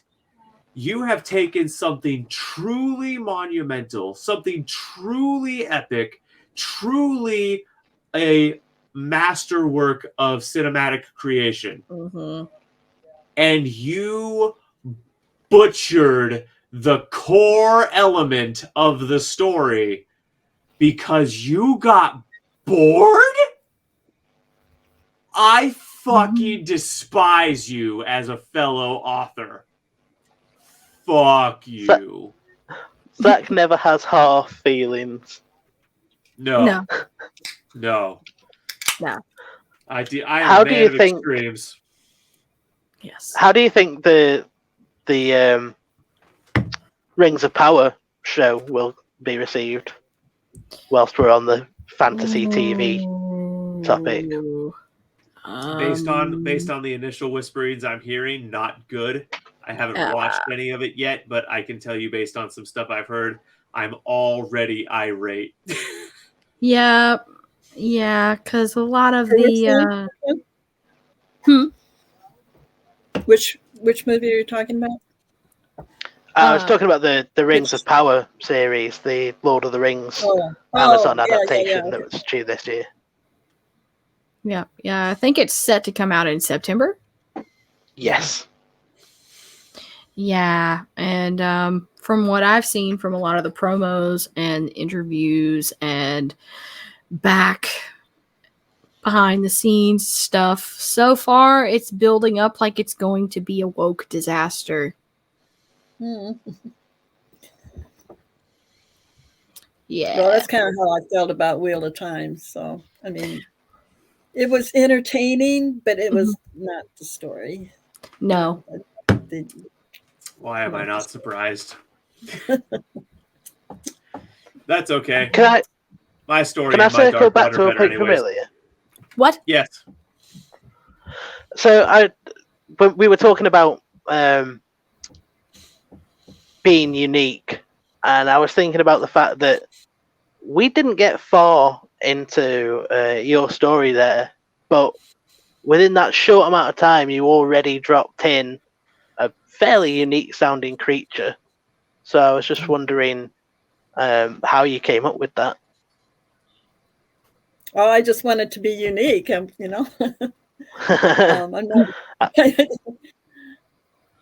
I was just wondering whether there's a couple of unique creatures in it. There's also some. Night, Owen. Love you, bro. Yeah. No, I love that. I thought it was. Yeah, go on. I was just gonna say sorry, Diane. I just had to shout out the comments really quick. Want people to know that we're listening to them. But go on, Owen. Not Owen. God damn it, Zach Mason. Yes. Yeah, I was just saying. I just thought it was great that within such a short time period, you already dropped in such a good amount of world building, and dropping a creature like that in straight away is, I think, to people who are really into those fantastical creatures, I think that's going to be a great hook for people.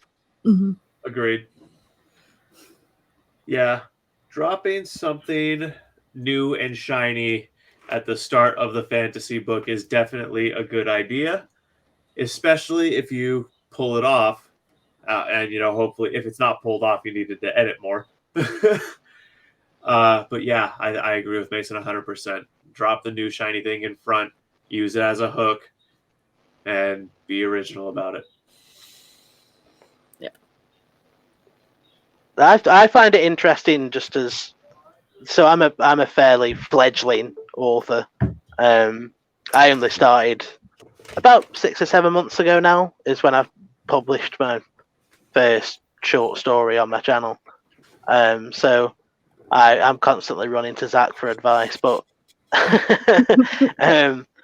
Zach is another one that managed to pull off something just completely unique, or at least in terms of anything that I've read. So if we're asking about those sort of ideas, what made you decide to delve into shifters and stuff, Zach?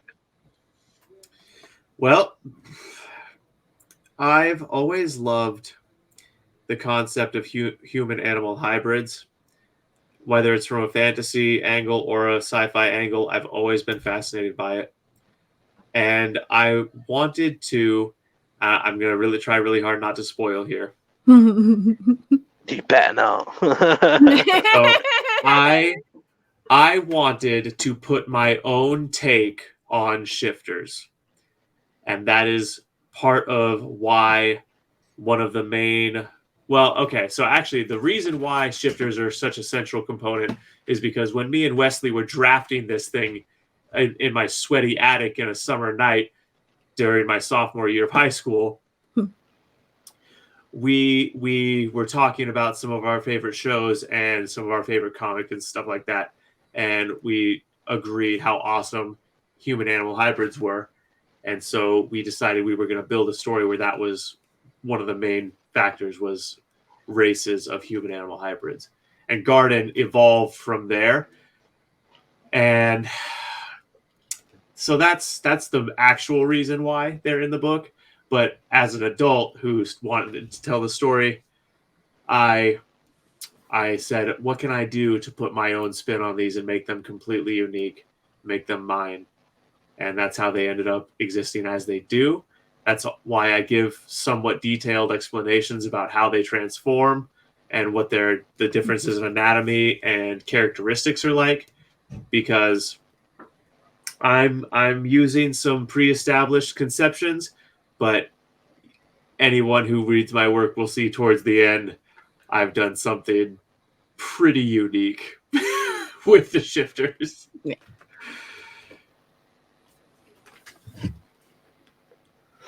I find it really interesting talking to authors that are operating in such a different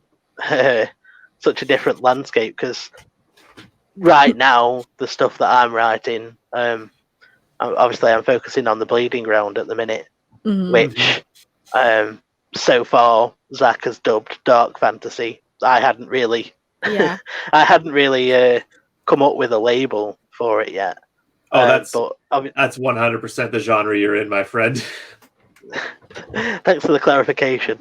But obviously, for the most part, up to this point, the world that the Bleeding Ground is in has been fairly normal, other than that opening chapter. Right. I was about to say, that opening kind of sets the stage as being like, no, there's definitely some fuckery going on. You're like, well, no, don't you know? This is stuff that occurs all the time. Right. You know, it's pretty routine for a group of villagers to just get together on a hill and ominously chant. And, you know, the ground starts swelling with liquid blood. You know, these are just mundane things that happen. And then, you know, the spirits of the scorned dead rise up out of the blood. And they just start fucking this dude up who just so happens to be the guy that killed them. You know, this is just an average Tuesday, honestly. Right. I mean, you think that's wild. You should see what we get up to on the weekends. Okay, point conceded. You didn't need to hammer me in the face with it. I feel like a Sherry LaPena character right now. Oh my god! Right? Yeah. Oh my god. Be like, yes. But at least you didn't like try and clamor yourself back to a standing position with your hands out. Like, don't kill me. It's like, no. If you hit someone in the head with a hammer that hard, they're going down.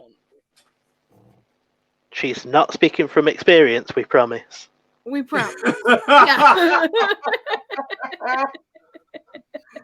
Well, I mean, man. Even though some of the ways that I am a little out of context and misunderstood could give people the impression I have been hit in the head with a hammer. I am interested, though. Diana, what would you say? What advice would you give to someone like me who's sort of just starting out on the authorial journey? Read the books you like, read books you don't like, read books on how to write. There's a lot of stuff out there that gives you, information on how to begin if you don't know how to form a story. That's what I had to do. I didn't know the first thing about writing a novel. I just sat down and started writing. Then I thought, well, maybe I better find out how I should be doing this. So, you get those kind of books, and then get the books that you love, and especially the authors that you enjoy reading, Yeah, hone your craft, and don't jump ahead of yourself. And don't expect to get rich. Oh no, I'm not expecting that. Don't worry. It's funny that you say that read authors that you like. For the most part, I'm actually more of a crime and thriller fan. So the fact that I've ended up writing a dark fantasy series has been just as surprising to me as everyone else. I'm sure you'll get around to your crime, which I'm going to be consulting you on my 4th book. By the way, I'm telling you that right now. You are going to get that chapter by chapter, because I'm going to apply your knowledge of the genre to construct that plot and all the breadcrumbs and everything. No, you're not consulting me. You told me not to tell you any more about Bleeding Ground because you don't want spoilers, so you don't get my advice either. But that's the opposite reasons, though. I said, go, little dove. You're ready. Fly. I'm actively telling you, in the crime and thriller genre, my wings have been clipped. I need your help. I am happy to help where I can. Yeah, it's okay. We can both help you. Oh man, because I would have to say, crime and thriller is definitely one of my favorites, for sure. What I think would be fun is if someone were to actually morph fantasy and that. Well, isn't that Dresden? Kinda. No, kind of. That's 100% what Dresden is. But I mean, for the first 10 books, it's focusing on solving mysteries, usually centered around either a mundane or supernatural crime. Yeah, and that's exactly how Dresden began, and there's still a heavy element of that even in the later books. Yeah. Plus, you've got something like Six of Crows as well, which is a heist story in a fantastical setting. Yeah, true. Now, I'm glad I was struggling to remember. I want to circle back to something Dianne said. It was an offhanded comment, but I think it merits actually some interesting discussion. The comment about, "I don't expect to get rich." I would argue that instead of telling people don't expect to get rich, why don't we collectively as a community try to come together and cultivate an expectation of originality and quality?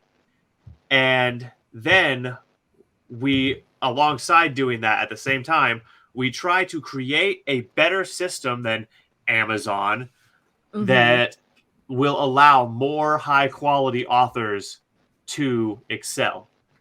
I totally agree with you. I see a lot of mistakes being made by authors right now. The world is saturated with free books, and people are filling up their Kindles, and they don't have any room to buy books. Why should they buy a book? Everybody's giving them away for free. And so a lot of your quality books are not getting read because the author knows their value and they don't want to, give it away. They're just falling by the wayside, and all this ranking and everything, it's all free books. It's all, marketing, and there's no quality. I'm not going to say there's no quality, but the quality does get hidden. I think there's certainly an argument to be made there. I would contest that in the context of promotions. Like, for so long, I'm going to give my book away for free, and then it's done. Sure. As a promotional tactic. But I would agree that in general, if you actually think your writing is worth something, demand something.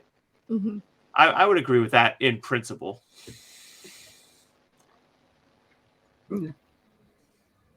At this point, I'm going to die when you stop doing them chapter readings. Just going to die of sadness. Yeah, that is the chapter readings on my channel, which are linked in the description for anyone who watches this. Go through the Nightbot. Nightbot is telling you where to find that playlist on my channel, my book, free. Yeah, I'm really hoping we can get up to 1.5K, Mason, because I don't want to restrict. Screw me. Screw me.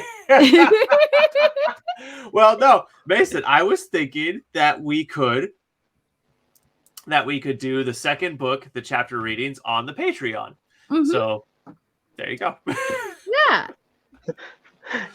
So you're willing to give me the chapters for the small price of £5 a month? Yep. Yeah. What's a fiver between friends? Right.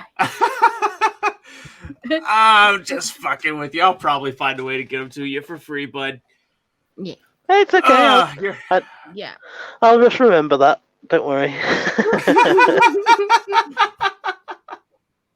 Or be like, hey, let's everybody get his channel to 1.5k subs, or you hate blind people. Yes. Right. Exactly.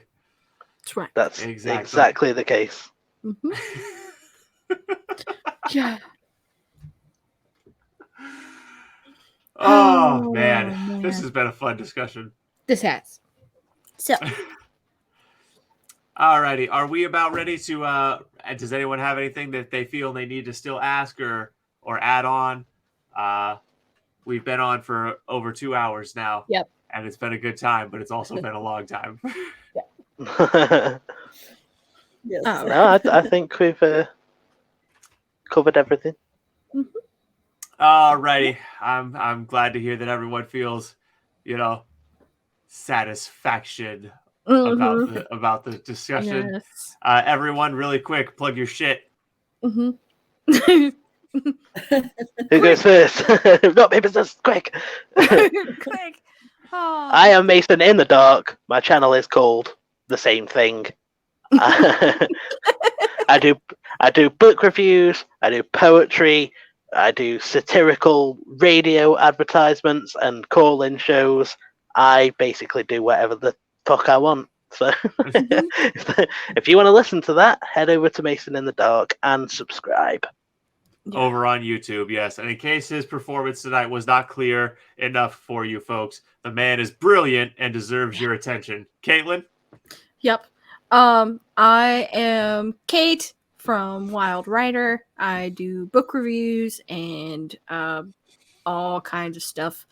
That's, basically writers who don't like being told what to do. So that, yeah. Plus we have tons and tons of reaction content on our If You're Feeling Adventurous channel on YouTube, which you need to go and sub and like and comment and all of that stuff, because YouTube are a bunch of cocksuckers and they've not been good to us and gave us a strike for being sexually gratifying, even though we were reacting to a cartoon On YouTube. Yeah. A cartoon exists on YouTube. Yeah, exactly. So, yeah. And Dianne. I'm Dianne Gardner. I write as D.L. Gardner, and I have a website. It's called gardnersart.com. I'm also a screenwriter and an artist, so there's a link to my artwork on my book website that I just gave you, and you can find some of our short movies that we made on Film Freeway. We won some awards for Ian's Realm, and I'm on Patreon and Facebook and Twitter, and I have a blog called Dianne. Making Believe is the name of the blog, and so that's it. I write fantasy, historical fantasy, epic fantasy, and young adult fantasy, and I have a couple of just historical fiction and some romance stories out as well. So Prolific. And if you want to get a sample of her work, see what it's all about, you can catch her first chapter read by her on Adventurous Publications. That is up, live, ready for your enjoyment and scrutiny. Okay. So, it's been good adventuring with you all. One hell of a time. I've certainly enjoyed interacting with all my co-hosts. This has been Adventurous After Dark. We got things to do, adventures to have elsewhere. We'll see you all next time. Welcome to the adventure. Bye-bye. Dun, dun, dun, Da, dun, da, da. dun, dun, Dun, dun. dun.